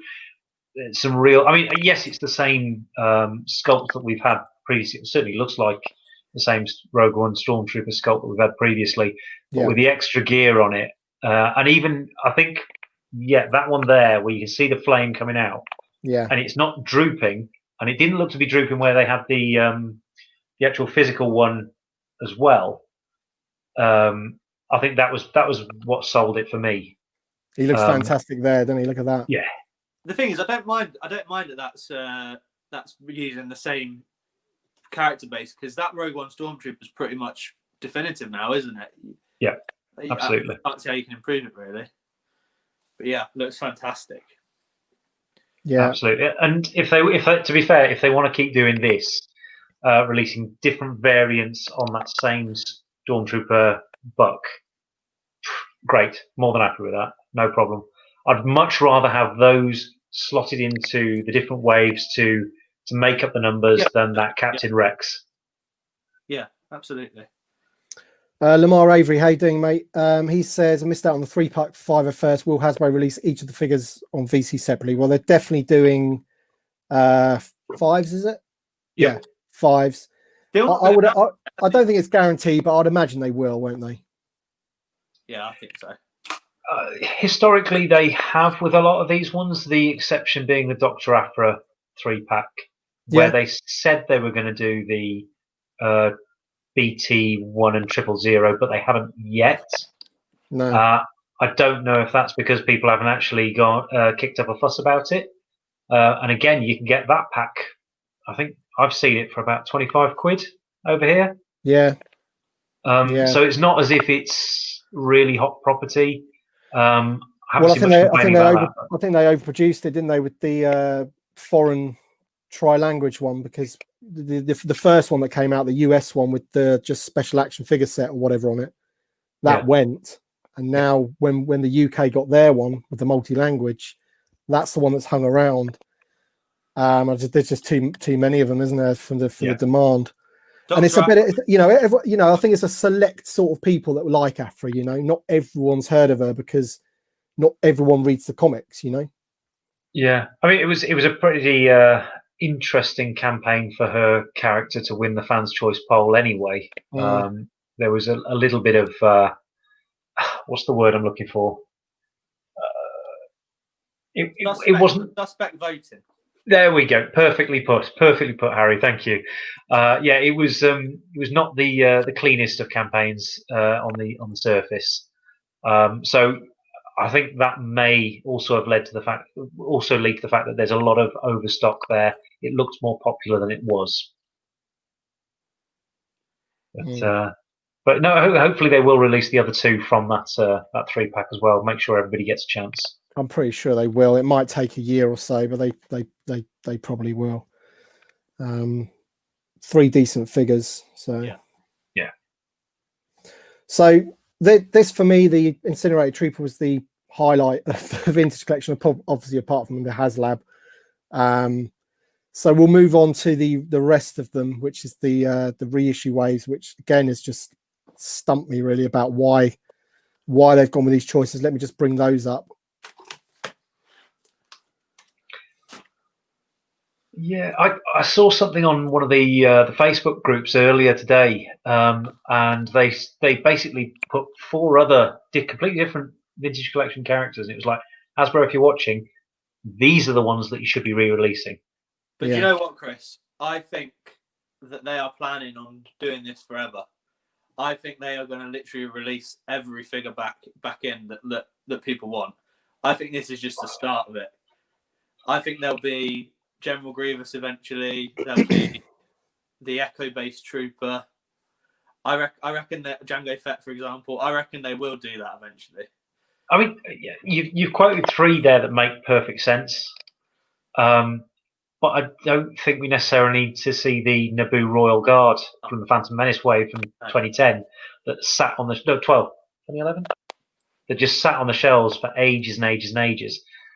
I don't think we necessarily need to see those again. But at the same time, if this is what gets re-released out there and allows them to make more new figures, I can live with it. Yeah. I was kind of intrigued when they said they'd done Anakin's soft goods again, because then I thought, oh, that TIE fighter pilot might have a new helmet, because the helmet on the current one's rubbish. Yeah, but they hadn't, so they just decided to make a new cloak instead. Yeah. I mean, which may have just been that we couldn't get the same fabric as we did last time. Yeah. So what you say there, Harry, about them, doing them all eventually, it's going to take them a long time if they're only doing 2 waves a year. It's going to take them a long time to re-release all of those. They'll be aware of the ones that sell really well, though. I'm sure they will. But they can't be aware of this wave, can they? No. Because who wants these? I mean, peasant Anakin, he goes for quite a bit on the secondary market, but they don't pick the characters based on their worth. They just don't do that. They pick them, the previous ones have been like main characters and things like that. These are main characters from the prequels, and then a TIE fighter pilot thrown in just for a laugh, really. But I mean, this was the Attack of the Clones Anakin Skywalker for the vintage collection. There hasn't been any others, have there? Yeah, exactly. It should be the one in the outfit he's in for the most of the film with his lightsabers. Yeah. Well, you get the lightsaber. You get the lightsaber with this figure, but he never had it in this when he was sitting on. He never used it when he was sitting there on that slave barge thing or whatever that they were on to. Yeah, he should be coming with a cup of soup, shouldn't he? Yeah. I don't know. I think the we're not a million miles off. Like you say, the main Anakin outfit at some point in the future, probably from that Black Series wave that we had shortly after. Wouldn't be at all surprised if we got those. Sorry. This comment here, look, John from Super Awesome Geek Show. I'm buying all of these because I didn't get them the first time around, so I want them. So that is exactly why they're doing it. For people, because John didn't get them the first time around and he wants them. So that's fair play. He wants them. That's awesome.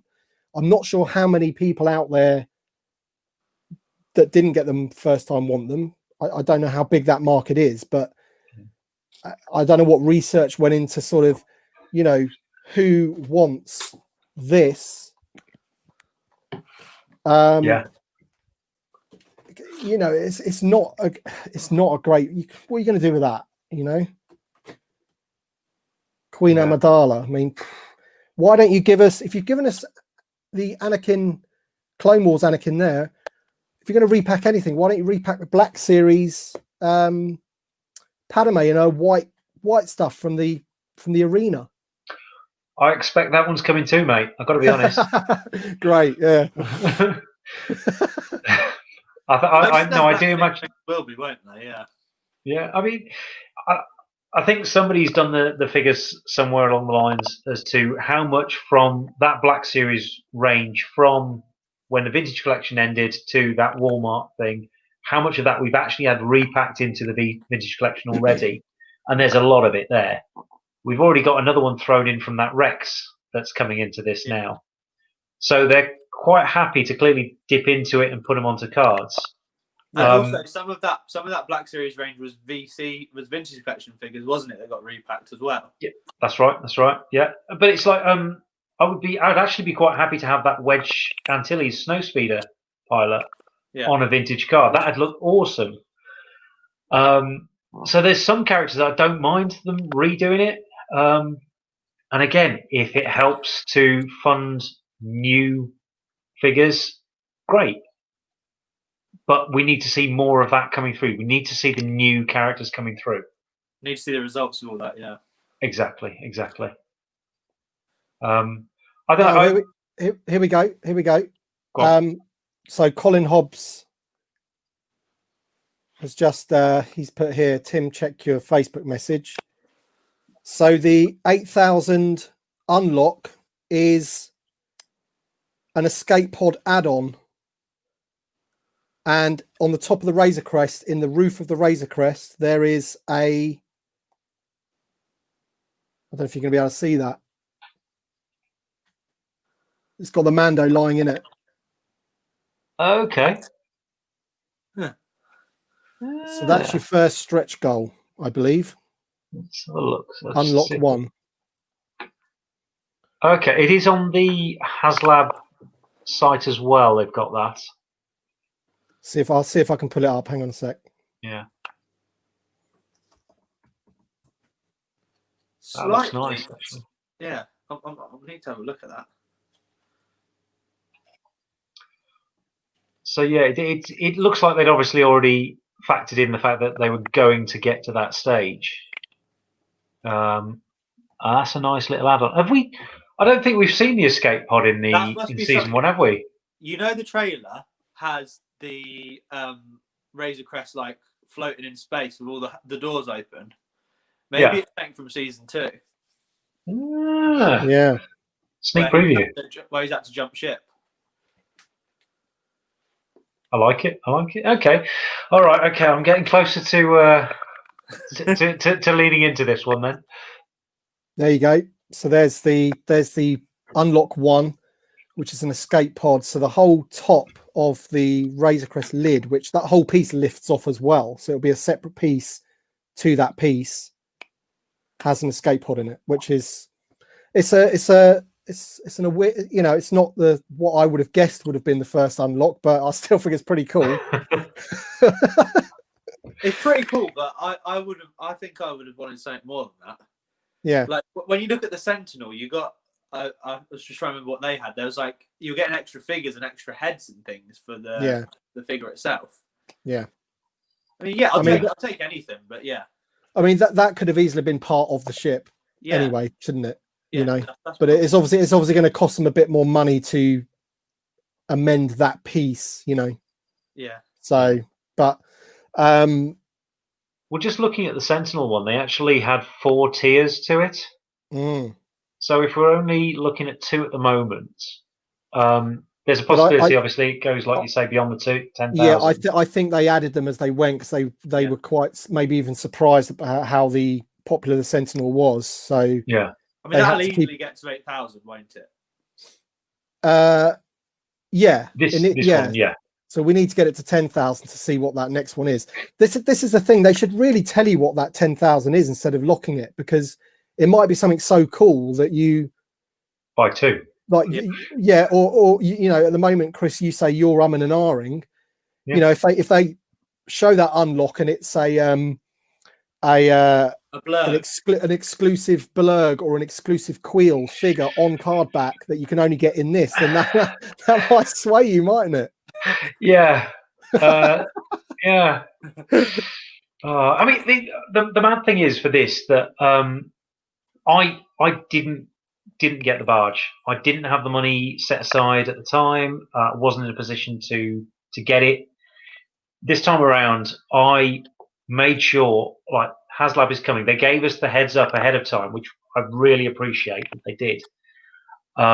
So I made sure that I had enough funds set aside for this at exactly this time.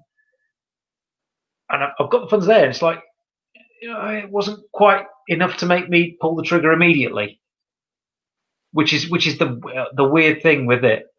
It's becoming that with what they're showing and what they're releasing here. I mean, I think the same was the case for John at the Super Awesome Geek Show. But I think while we've been on the process of this stream, I think he said earlier back in the comments that he's backed it. He's in now. So you know you want it, John. You know you want it. You just know when this thing arrives and everyone starts showing it off, you're like, why did I not get one of those? Yeah. You know. So is it the whole structure that is it, or is it literally just the little escape pod thing? I think that lid at the very top probably didn't come off the first version. You know, the whole lid will come off so you can get inside it, and then that little panel now comes off to have a little gap in it for the pod. That's what I'm. You know, I haven't read up anything about it. I'm just fresh like you on it. So, well, the initial exploded views don't show that it's a separate piece. So, like you say, maybe it was a case of if they had only got to the initial stage, it would just be a solid block along the top. Yeah. So they've obviously priced it, haven't they? They know what they're doing in terms of like how much is this thing going to cost us to actually make, and how much we're going to make if we sell X amount of them or whatever. Yeah. And it's probably something along the lines of like if they sell 6,000, then they'll make a decent amount of money. But if they sell 10,000, then they'll make loads of money. And then that's when, you know, because the profit margin as you get further and further and further in with the amount that you're producing gets greater. So that's it. So that's why they can start adding little bits. Once we reach 8,000, it will then get unlocked for the 10,000 for us to see. I'm guessing. Yeah. What it be? I imagine so. And I think that's right. Yeah. I think obviously you're also looking at a possible. I didn't follow the Marvel one, the Sentinel one, quite so closely, but whether it's a case of they showed what you were possibly getting ahead of time, so that it encouraged people to go bang bang bang bang, like let's get people going towards the other stages, and whether they're using the Star Wars one as again a bit of a test bed. To say, right, well, let's just do it one unlock at a time so we only reveal a little bit. Because most Kickstarter projects that I've seen, they typically say, well, these are all the stretch goals as far as we're going to go. And then if you reach all of those, the project creators then go, right, well, we'll give you this and this and this extra because, well, you've reached the bits that we were expecting you to. Here's some extra stuff that we've just thought of.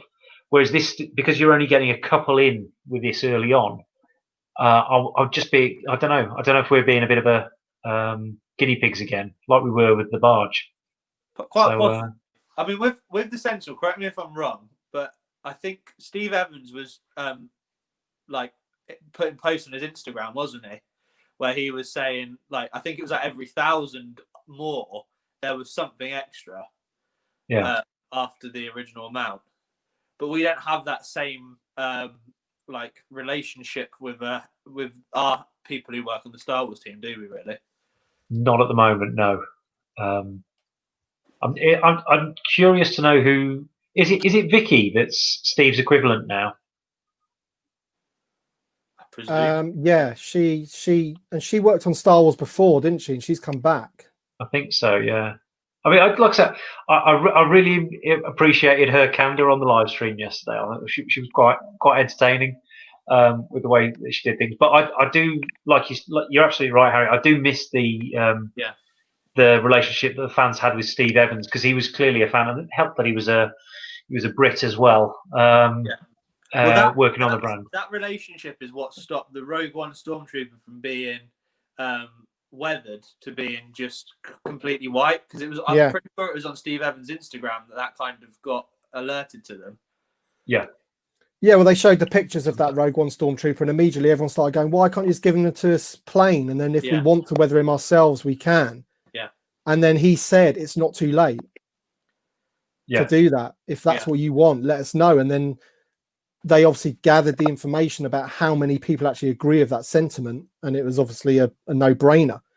But it's just amazing, isn't it? At the very beginning, they say, that they think that it should have the weathering on it. Yeah. You know what I mean? Because most of the stormtroopers in Rogue One are clean, aren't they? I know they're on a beach and everything, but they all look pretty clean to me. So absolutely, and it did make a huge difference. And I think that was there was really good lines of communication between us fans and Steve. It was great to see that, and I do hope that they open that up again. They pick somebody who's basically their fan ambassador to actually talk to us, basically. Yeah. He could come back to Star Wars again now. I mean, he's already gone from Star Wars to Transformers to Marvel, hasn't he? I suppose he could definitely come back at some point. Yeah. Depends on what they got in their plans. Yeah.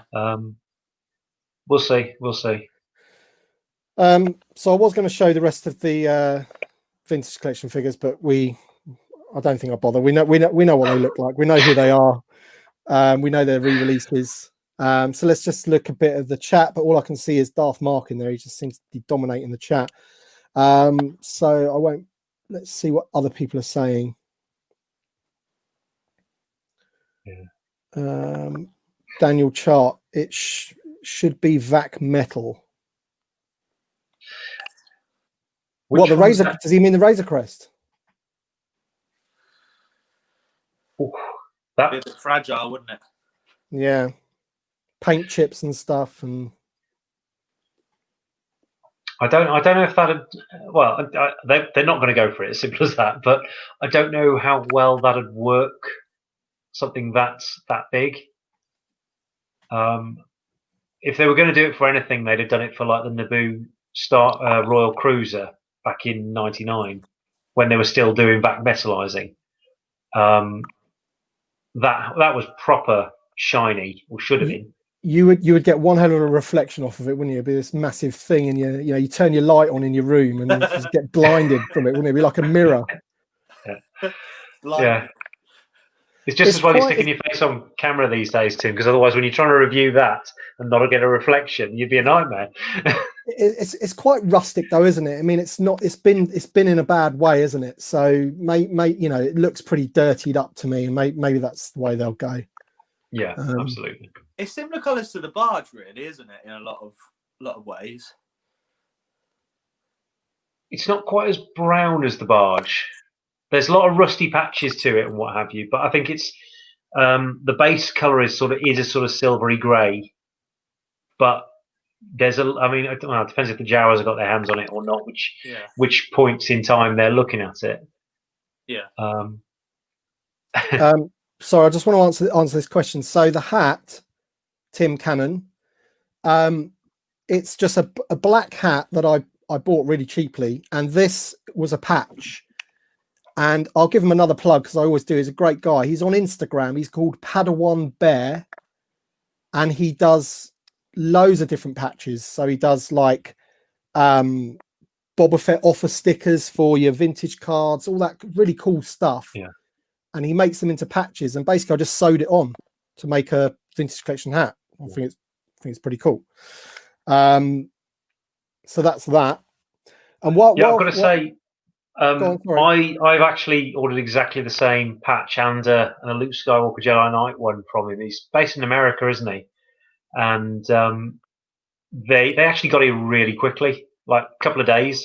I was really impressed with the turnaround time. So I can second the Padawan Bear stuff on that, definitely. Yeah. No, I got a new order off of him not so long ago, actually, and he was giving some really cool stickers in there as well. So he does some really good stuff. But while we're on the subject of cool stuff, so obviously I've reached 10,000 subscribers, which is awesome. So I want to announce that I will be doing a giveaway. More details of that giveaway will be on the Ask Bossk Bounty video tomorrow. What's happening is I'm partnering with the Big Bad Toy Store in the US, but it will be an international thing. So if you don't know who the Big Bad Toy Store, they are a online retailer of action figures. And they're really, really cool, actually, because they do a thing called like collector grade, where you can pay $2, I think it is, when you order a figure from them. And that will guarantee you a hand-picked collector grade, out of the box. So you're 100% getting something that hasn't got a little crease on it or whatever. So if you're an inbox collector, they do that kind of thing. And they're going to be giving away on my channel a Black Series Rogue One Stormtrooper. So I picked that because if the winner has already got that figure, then it's still cool because it's an army building figure. And if you haven't got it, then it'll still be cool as well. So make sure you watch Ask Bossk Bounty tomorrow, Sunday. And then details of how you can win and enter that giveaway will be on there. So that's the Big Bad Toy Store. I've ordered from them before, actually. They shipped internationally and it was really good. So that's that. Excellent. Yeah, well done on that, by the way. 10K, that's nothing to sniff at all, mate. Well done. Yeah, no, I'm really, really pleased. Really happy with that. When you start the videos now, you never think that you're gonna get there, do you? I mean, it's just like a pipe dream miles away. But I guess when you start getting to like 3,000, 4,000, you think, oh yeah, maybe this can happen, sort of thing. So yeah, really pleased. The hard work and graft paying off, Tim. Absolutely. It is hard. Absolutely. It is hard work. Definitely. That video I did yesterday took me ages. Those types of videos take ages, the ones where you have to do voiceover and show the images and stuff. They do take a lot of work. So yeah, but yeah, cheers guys, thank you. Yeah, no, absolutely. It's fighting to get the images, isn't it, half the time? Yeah, well, it happens every single time. So I'll get the images off Twitter, Facebook, wherever I can get them, and I'll build my thing in my editing software, and then just as I'm about to render it or whatever, then the images get dropped in from the PR company or whatever that you're signed up to, with all the official images and the press release. And I'm like, oh, well, I'm not doing it again. Bugger that. No chance. No chance of my dropping all those images, repositioning them all. No chance. It's just going to go out like it is. Yeah. So yeah. But I think the one still looked okay yesterday. Oh yeah, I thought the images were absolutely great. I wouldn't have thought they weren't HD or anything. Yeah. Sometimes the ones you get off Twitter can be okay. Yeah. It's working with what you can. Tez Rowlands, how you doing, mate? Good to see you on here, mate. Hope you're well. Thanks, Darth Rock 1. Appreciate it. All these guys have got YouTube channels. I can see Eddie's asking about Hero Quest. Not quite the right channel for that one, unfortunately, mate. Although I did have Hero Quest when I was a kid. I was going to say. I did. To be fair, that funded really quickly. Really, really quickly. Really, again, fair play to that. That's going to be an interesting one to see where it goes. Says Moreno, so I want this to kind of justify it for myself. Hope they make a more basic version. They will in the mission series. So if you want a smaller version, then you can get that. But not in the 3.575 scale, I don't think. Doesn't exist, does it? So can't see it. Cheers, Johnny Star Wars, mate. Thank you.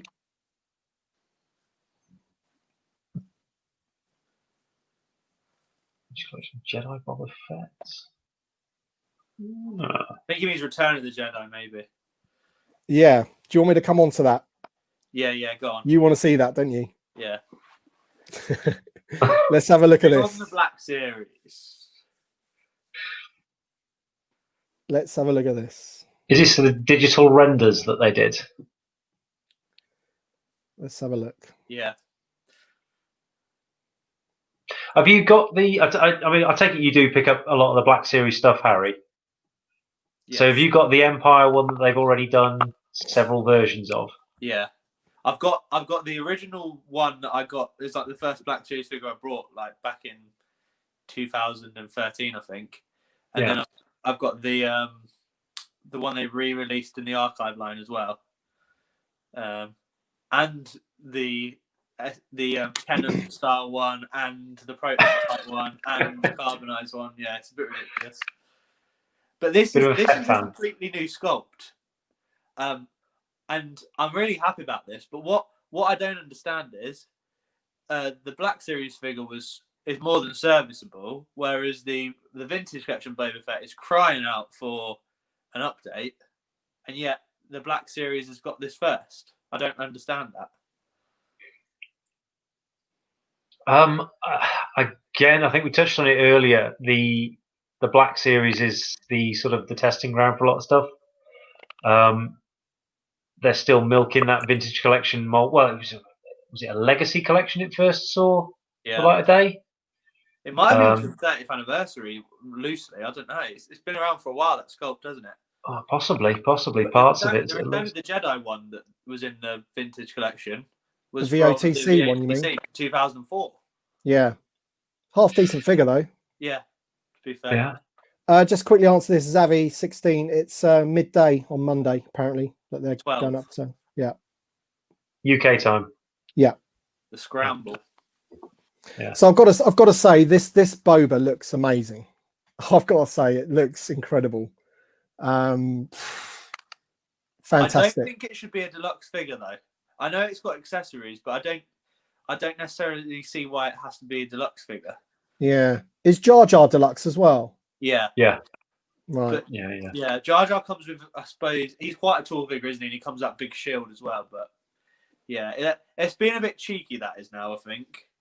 I was going to say, I think they're hedging their bets a little bit with Jar Jar, because although he's seeing a bit of a resurgence in popularity, I think they've been burnt by Jar Jar before. Hasbro have been burnt twice at least by Jar Jar before. So I think by putting him in a deluxe package, even though he hasn't got necessarily all the extra bits and pieces, they're getting that extra bit of money for him. Yeah, I understand. The paint job looks phenomenal on him, though. On Jar Jar, to be fair. Yeah, they've done a decent job with Jar Jar. But yeah, this Boba looks great. And I think the whole Jar Jar thing's gone sort of on its head now. People, they're a lot more accepting of the character, and I think because of what the actor went through, and he came out and said of all the stuff that he went through, and I think people obviously sympathise with that and have grown up, basically, haven't they? Sort of matured and accepted the character. I mean, I love the Phantom Menace. I think it's a great. I've always liked that film. Jar Jar is a bit annoying in the film. He is a bit kidified or whatever, but the figure, they've done an amazing job with the figure. It's perfect. I mean, I was 5 when the Phantom Menace came out. I loved Jar Jar. I thought he was amazing. But like I obviously over time, I've found him a bit annoying. But I think aliens always do well in the Black Series. They always seem to be able to do good sculpts of those and good paintwork. Yeah, it's another alien, I suppose. So Eddie says here he's so uncool, he is now cool, and there's an element of truth to that. Yeah, there is. I don't know if either of you have seen, or anybody that's watching has seen the Darth Jar Jar theories that are going around and what have you. I don't think there's any particular weight to them, but they're interesting to have a look at. Like when he's muttering things or waving his hand to cause other characters to say certain things throughout the whole thing, that he is the Phantom Menace behind it all. Really interesting bits and pieces. But no, you've also got, like you say, people like yourself, Harry, that grew up on the prequels, that are now into that age where you can actually start making your voice heard about what you want to see in a collection. And Jar Jar obviously was, for a lot of people at that age, he was a great character, I mean, my son's 7. He loves it. He finds him hilarious, Yeah. But Tim Cannon's got a good point. He is right that the sort of disdain for the sequel trilogy has almost made people, What you had was already better, yeah. Yeah, exactly. Yeah. So yeah. Although that's happened every time. When the prequels came out, you had people suddenly looking back at the Ewoks who had previously been derided and going, "Well, the Ewoks are great compared to what I'm seeing in the prequels," because there was that much of a backlash against the prequels. And now you've got the sequel trilogy coming out, and some of the stuff that's in there, people going, "Well, actually, this raises the prequels up even higher," because I'm really not liking what I'm seeing in the sequels. And what's to say that 10, 20 years down the line, there won't be another episodes 10, 11, and 12 that make people go, well, actually, the last, I can't believe I'm going to say this, the Last Jedi isn't this bad. Don't say it. Don't say that, yeah. But it's that sort of thing that's in there. And actually, I think the thing, don't get me wrong, I enjoyed the prequel trilogy a lot. I was the right sort of age just about to enjoy them when they came out. But a lot of the stuff that Dave Filoni's been saying when he's talking about them, again, picking up the bits and pieces, like the Duel of the Fates, where it's talking about the fate of Anakin Skywalker, whether he's trained by that's amazing. Obi-Wan or Qui-Gon. That's the fate of that child. Yeah. It's a completely different spin on things. Brilliant. Yeah. It's lovely to hear that. Filoni is like a student of Star Wars. Like, He just gets it, and that's what I'm really happy about. That him and Jon Favreau seem to have their hands on it all now. Absolutely, I'm glad of that. So glad of that. Dave from the Hyperspace Vault said the cape looks plastic on this one. That's disappointing. I think it's a digital impression at the moment. So I don't, it's hard to tell on the photo. It could be either, couldn't it? Yeah, it's hard. I wouldn't imagine that it would be a plastic cape. No. No. But then again, he doesn't need to sit in a Slave One, because you'll never get a Slave One in the Black Series. So that's right, suckers. The VC one is big enough as it is. Yeah, that's a lovely ship. But no, I think they've obviously gone with cloth for all the previous vets. I imagine it will be. No problems, Zavi. No problems. Javi 16. Javi. Like the football. Player. Yeah. What a player. I think the only downside was when they did the prototype Fett, the all white one. I don't think they quite went for the beach towel that he should have had. What, for the Black Series? Yeah. I think they did some. It's like a different material. Yeah. But it was. I think the original was a full-on beach towel, wasn't it? Yeah. Well, I say the original. The actual prototype they used in the test shoot. I think it was an actual beach towel, right. Which would have been full-on paying the tribute. I'd like that. Well, the worst capes with the carbonized Fett. It's a really weird. It's a really weird material, isn't it? Yeah. It's almost like a cheap tablecloth or something. It's like easily wipeable or something. It looks like covered in beeswax or something. Yeah, something not quite right with it. Yeah, it looks like you're getting a lot of support for a redo of the Return of the Jedi Boba Fett in the chat, Harry. Yeah, I think it looks great. Like we definitely need it. I just think the Empire Strikes Back one even needs an update more so than the Return of the Jedi one. I don't think it needs to have a removable helmet. I don't think Boba Fett's a character that needs to have that. No. But we're probably going to end up with a new Boba Fett figure because he's in the Mandalorian, isn't he? So yeah, apparently so. Yeah. Apparently so. That'll be weird, wouldn't it? Because if it is true that he's got his armor on the back of that speeder, which looks quite probable. So what's he doing? Delivering it to him, or is he taking it from him? You just don't know at this point, do you? How? I think on the IMDb database it says that he is only in one episode. So yeah, well, look, that can be edited by people, can't it? IMDb, but his actual agency or his management company has actually uploaded it as well now. What, one episode? They said various episodes. Oh, really? Yeah. So who knows? There was flashbacks. talk about a Boba Fett series coming out eventually as well, and that the next season is like a springboard to test out all these new characters for shows, because Ahsoka's supposed to be getting her own show as well, isn't she? Yeah, that's the reason she's in. But yeah, it'd be interesting to see if he's in it a lot or a little. This is the only thing that worries me. I hope they don't go too MCU-y with Star Wars and making them connect too much. And you know, what's Ahsoka doing in The Mandalorian? You know, I really hope they do that right. You know, if it goes wrong, it could go badly wrong, and people could just turn on it. You know. Yeah. It's an interesting one. I was listening to Rebel Force Radio, and they were talking about, well, how do you bring in a character like Ahsoka Tano to The Mandalorian without explaining to the audience all the backstory that goes with her? And I was like, well, I get that, but when we watched A New Hope for the very first time, you didn't get all the backstory behind Han Solo or Ben Kenobi. You just you got a little bit of a taste of exactly who they were, and that's all you needed for that moment to propel the story forwards. But times are different now. People need to know everything, don't they? They can't be like continuity errors or anything. You know, it's everyone needs like backstories and stuff. But I agree with you. You should be able to just have Ahsoka, and the people who know her backstory, and then for the rest of the general public, it doesn't matter. She's just a cool looking character. Exactly. But part of the good and the charm of it is the mystery of it, isn't it? You know, you don't.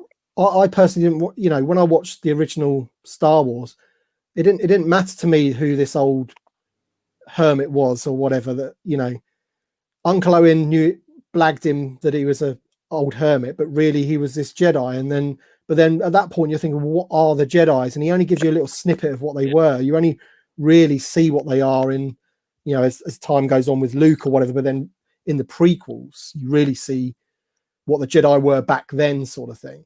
But at the point of watching Star Wars, you didn't really need to know. And that's why I hope with the whole child thing that they don't, you know, I don't want to see a planet of Yodas. I don't want to know the species. I don't really care, you know. I hope they just leave it that there's just a couple of them and that's it. They're like super rare. You don't need to know the whole Baby Yoda backstory. No, mate, they're going to go the other way. It's going to be like that scene in Toy Story where they're in the vending machine with the claw, and you've got all these aliens, all Baby Yodas. That's what it'll be. That's my worst nightmare. Yeah, I do not want that. No, I think again, like we touched on earlier, you've got Filoni and Favreau in charge of that series. I think they're pretty clued in on how to keep that mystery. Filoni is very aware that George Lucas was particularly keen to keep the mystery around Yoda. So I think he's very much going to be protective of that side of things. And I think they've earned the trust of Lucasfilm to basically, go out and do what you do best. It's working. Yeah, I hope so, mate. I hope they don't ruin a good thing. I don't think they will. Less is more, isn't it, in a lot of ways? Yeah, exactly. Yeah. Leave some of it to your imagination. You know, you don't need to be shown everything to understand everything. You just want to leave some things be.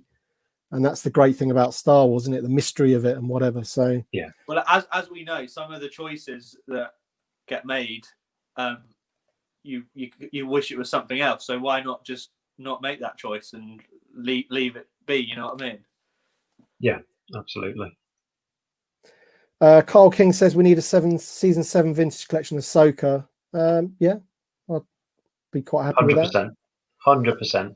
Yeah, that's one of those Black Series figures I've been tempted to pick up, and I think it'd look stunning on a vintage collection card back. Ahsoka is so hard to get hold of, whatever figure it is. They seem to sell out so fast. Yeah, and her the stock of her character is only growing, and will grow even more with her appearance in The Mandalorian. So yeah, absolutely must come. Denny King says, as a customizer, I've seen some amazing custom 3.75-inch Fets, soft goods vests, armor as separate pieces, pockets with tool accessories. Imagine that on a Blue Sky card. That sounds like a Hot Toys figure on a. It'd be on a bit a. make It that costs on about 40 quid. Yeah. But no, I understand, mate. Denny King. Yeah, it would be awesome. Yeah, and we definitely need the alternate image in the vintage collection. 100%. Blue Sky card, definitely. Yeah. Yep. Brian Dempsey says, why haven't we gotten Quill yet? Need him and Moff Gideon. So both of those are definitely coming for the Black Series, pretty sure. Vintage Quill's collection, Moff Gideon, 100%. Quill's in the Quill. same wave as Dark Ray, I think. Yeah. And Quill for the vintage collection. I mean, God, man. If there's one character from The Mandalorian you need, I mean, the thing is, he died, didn't he? Spoiler alert, he died, which is a bit of a shame. So maybe the urgency for that character is no longer there because they might be looking forwards. But in terms of like what's been and gone, that character you need him in the vintage collection and a blurg. If that Patrick guy was saying you'll have characters that interact with the Razor Crest, he's got to be there. He's got to be one of them. I would expect him an IG-11 minimum. Yeah. Those. And the off-world Jawas. Yeah. Yeah. I mean, the Jawas are, again, it's like we were saying earlier, it's an easy repaint for them to do. That one is a near certainty at some point, even though it's not been rumoured anywhere. You've got to imagine they'll put one of those in pretty sharpish. But yeah, I think you're probably looking at the majority of those characters. Yeah, yes, the Quill, yes, the IG-11 are the regular ones that you're going to see, but Moff Gideon has to be coming down the pipeline somewhere. Oh, he's in the next wave, isn't he, Moff Gideon? Yeah. Is that the allegedly? Allegedly. Yeah. He is, yeah. Apparently, he's going to be in the wave with Vader, and the Beskar Mandalorian has been confirmed, so we can definitely say 100% that one's there. He's going to be with Vader, Rex, and then the other thing is apparent, and Rex, and then the other two are the Armorer and Moff Gideon, apparently. Yeah, which sounds like a dream wave, or it would have been before I saw Rex. You know? Yeah. It can only get better though from there. Yeah. Yeah. I think so. I think they're making some positive noises about the campaign, the back TVC campaign and what have you. They do seem to be making the right noises and showing the right sort of products actually coming into the various waves. So yeah, I think you're right. It can only get better from here. We just have to wait and see, unfortunately. Yeah, I think anything from the results of that we won't see till the end of next year. No. You know. Yeah, that's the thing. You know, everything that's come out or is coming out this year was planned. You know, a year ago or whatever. The maybe not the carbonized ones, the carbonized wave that we're getting in the vintage collection. That was probably a result of, well, everyone loves the carbonized in the 6-inch, and that we can just easily get those out nice and quick. So you know that they might have been even decided like 6 months ago. You know. Yeah.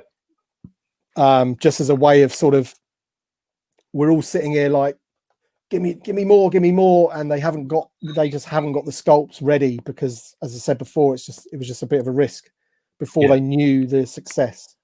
Now the success is there. They've just got to give it, and the Clone Wars as well. You know, people going absolutely nuts for the Clone Wars, and they've just got to give us loads of that as well. Do you think that we might potentially get a season 8 of the Clone Wars, given how popular it's been? There's a Bad Batch series coming out. Yeah, spin-off shows. Yeah, but you reckon they'll go more down the spin-off route than actually a full-on bit more Clone Wars? I think they've announced the Bad Batch series, haven't they already? That's But I think there's more stories to be told in the Clone Wars because they had some like pre-CGI storyboards I've seen of like different things. Like there's an episode where Cad Bane shoots Boba Fett, and that's what causes the dent in the helmet. That was one of the things they hadn't filmed.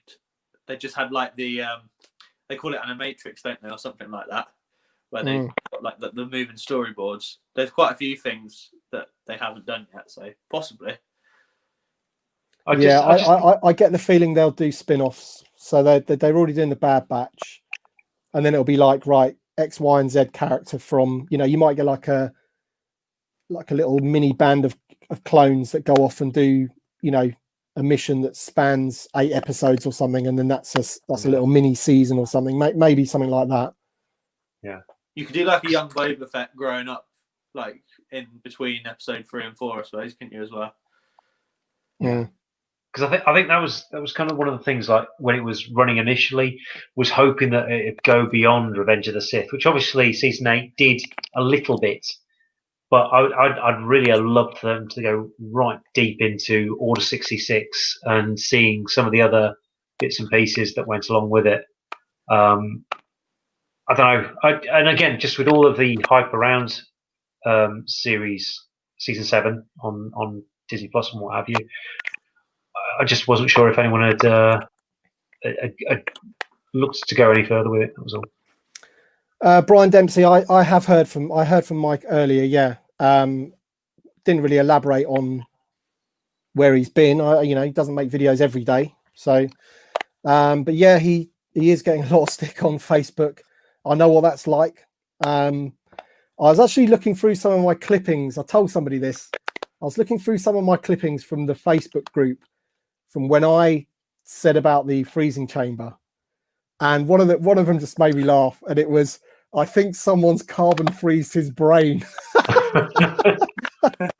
I thought that was just brilliant, and I thought, I can't wait for this thing to come out. Yes, and it did. The 3 big vehicle, the Slave One, the Falcon, the carbon freezing chamber. Yeah.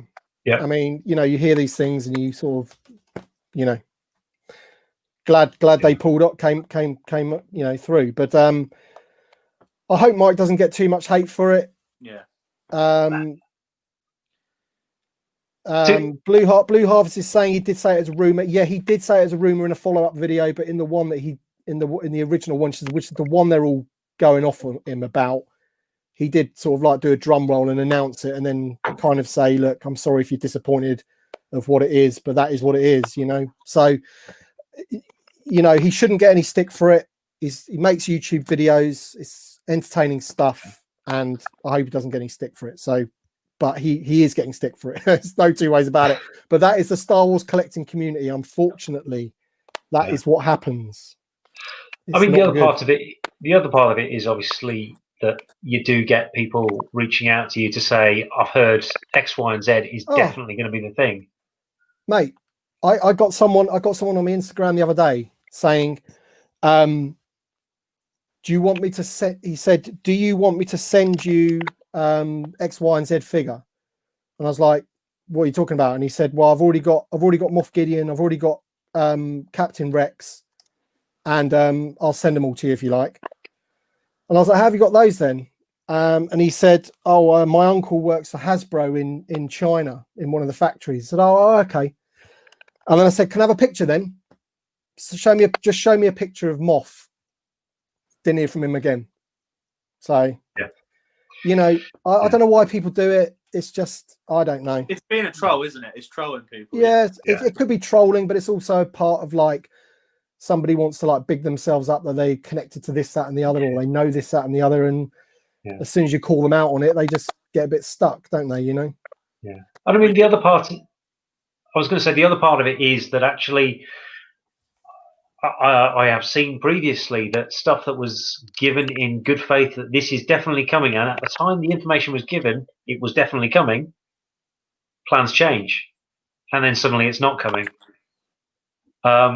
Obviously, in this instance, with it being the HasLab specific, it wasn't Yoda's hut. It clearly was the Razor Crest. But that's not to say that the Yoda's hut hasn't been discussed at some point.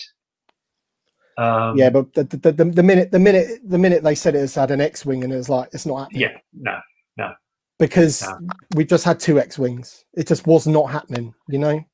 Yeah. But that's just my opinion at the time. People asked me what I thought, and I said I don't think that's what it is. You know, no. I can't say that I think whatever source he has is talking rubbish, because I don't know. But all I can give is my opinion at the time, and my opinion at the time was I don't think it's that. Just like the re-release of the barge, I don't think that's going to happen, because it undermines the whole point of a crowdfunded thing. And especially when you're trying to get people to back another thing at that point, you know, absolutely, you can only have the Razor Crest if you back it. But actually that's not true, because remember that barge that we gave you a year and a half ago, we're releasing that next year. It's just not going to happen. It's an expensive operation for them to do that as well, like to get all that going again. I think they don't think they would make much money out of that, so therefore they wouldn't do it. No. Will they do it in 10 years, mate? You know, revisit the barge in 10 years time. You know, we brought you this amazing thing, have another chance to get it. But next year, the year after, you know, I'll put my hat on it now. It ain't going to happen, but that's just my opinion. So. Yeah, and to be fair, the molds for the barge must be absolutely huge. Keeping those somewhere in storage, I don't even know if they'll do it. If they just go, you know what, it's not worth the hassle of hanging on to this. Just be done with those. It was marketed as a one chance, one time. Exactly. Yeah, that's what the whole model is, isn't it? Yeah, absolutely. The HasLab model is you back it, you get it. If you don't, you don't. You know, so that. Yeah. So to go against that undermines it. They couldn't do another HasLab after that. If they re-release the barge, they can't do another HasLab. It's over, you know, because people just won't back it. So anyway, but yeah, I hope I'll say again, I hope he doesn't get too much. I mean, Mike's all right. He'll make more videos. He's, you know, you've got to have thick skin if you're putting yourself on the internet. So he'll be fine. He'll be fine. Yeah, I mean, like he said, he said if it doesn't prove to be the case, he'll hold his hands up and own it. I'm sure he'll address it in that next video whenever it comes out. He won't believe everything he hears after that, for sure. So yeah, certainly. Yeah. But yeah, as you said, you know, I get it all the time. You know, I've heard this, I've heard that. My uncle's this, my uncle's that. You know. I don't know whether they're just trying to get their name out, you know. But then again, a lot of these sources want to remain anonymous, don't they? That's the weird thing. It's like they're not even getting anything out of it, apart from maybe making you look a fool or something. I don't know, but you know.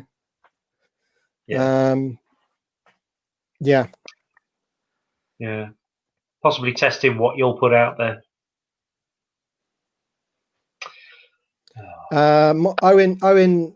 Mike said it was going to be a like Dagobah playset with a X-wing with the moss and stuff on it, you know, and the weeds and what have you.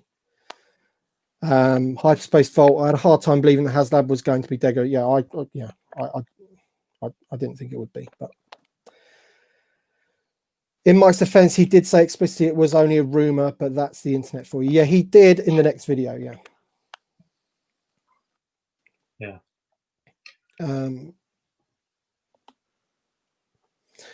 Anyway, we've been on for 2 hours, 10 minutes, 171 people watching. So I'll just say about tomorrow's video again, the Ask Boss Bounty video. We'll be doing a giveaway in that video. It's going to be a Rogue One Stormtrooper Black Series from Big Bad Toy Store. They're putting it up as the prize, so that's awesome. So thank you very much to them. So watch tomorrow's video to find out how you can be entered to win it. I'll give details in that video, and good luck to everyone that goes and enters, basically. I think we'll wrap it up there, guys. So thank you everyone for being on the stream. It's been awesome speaking with Harry and Chris, my two buddies. Both of them have got YouTube channels. Don't post too much often, they do, you guys. I can't do what you do. It's too much. Working back up to it, hoping to have some more videos out there soon.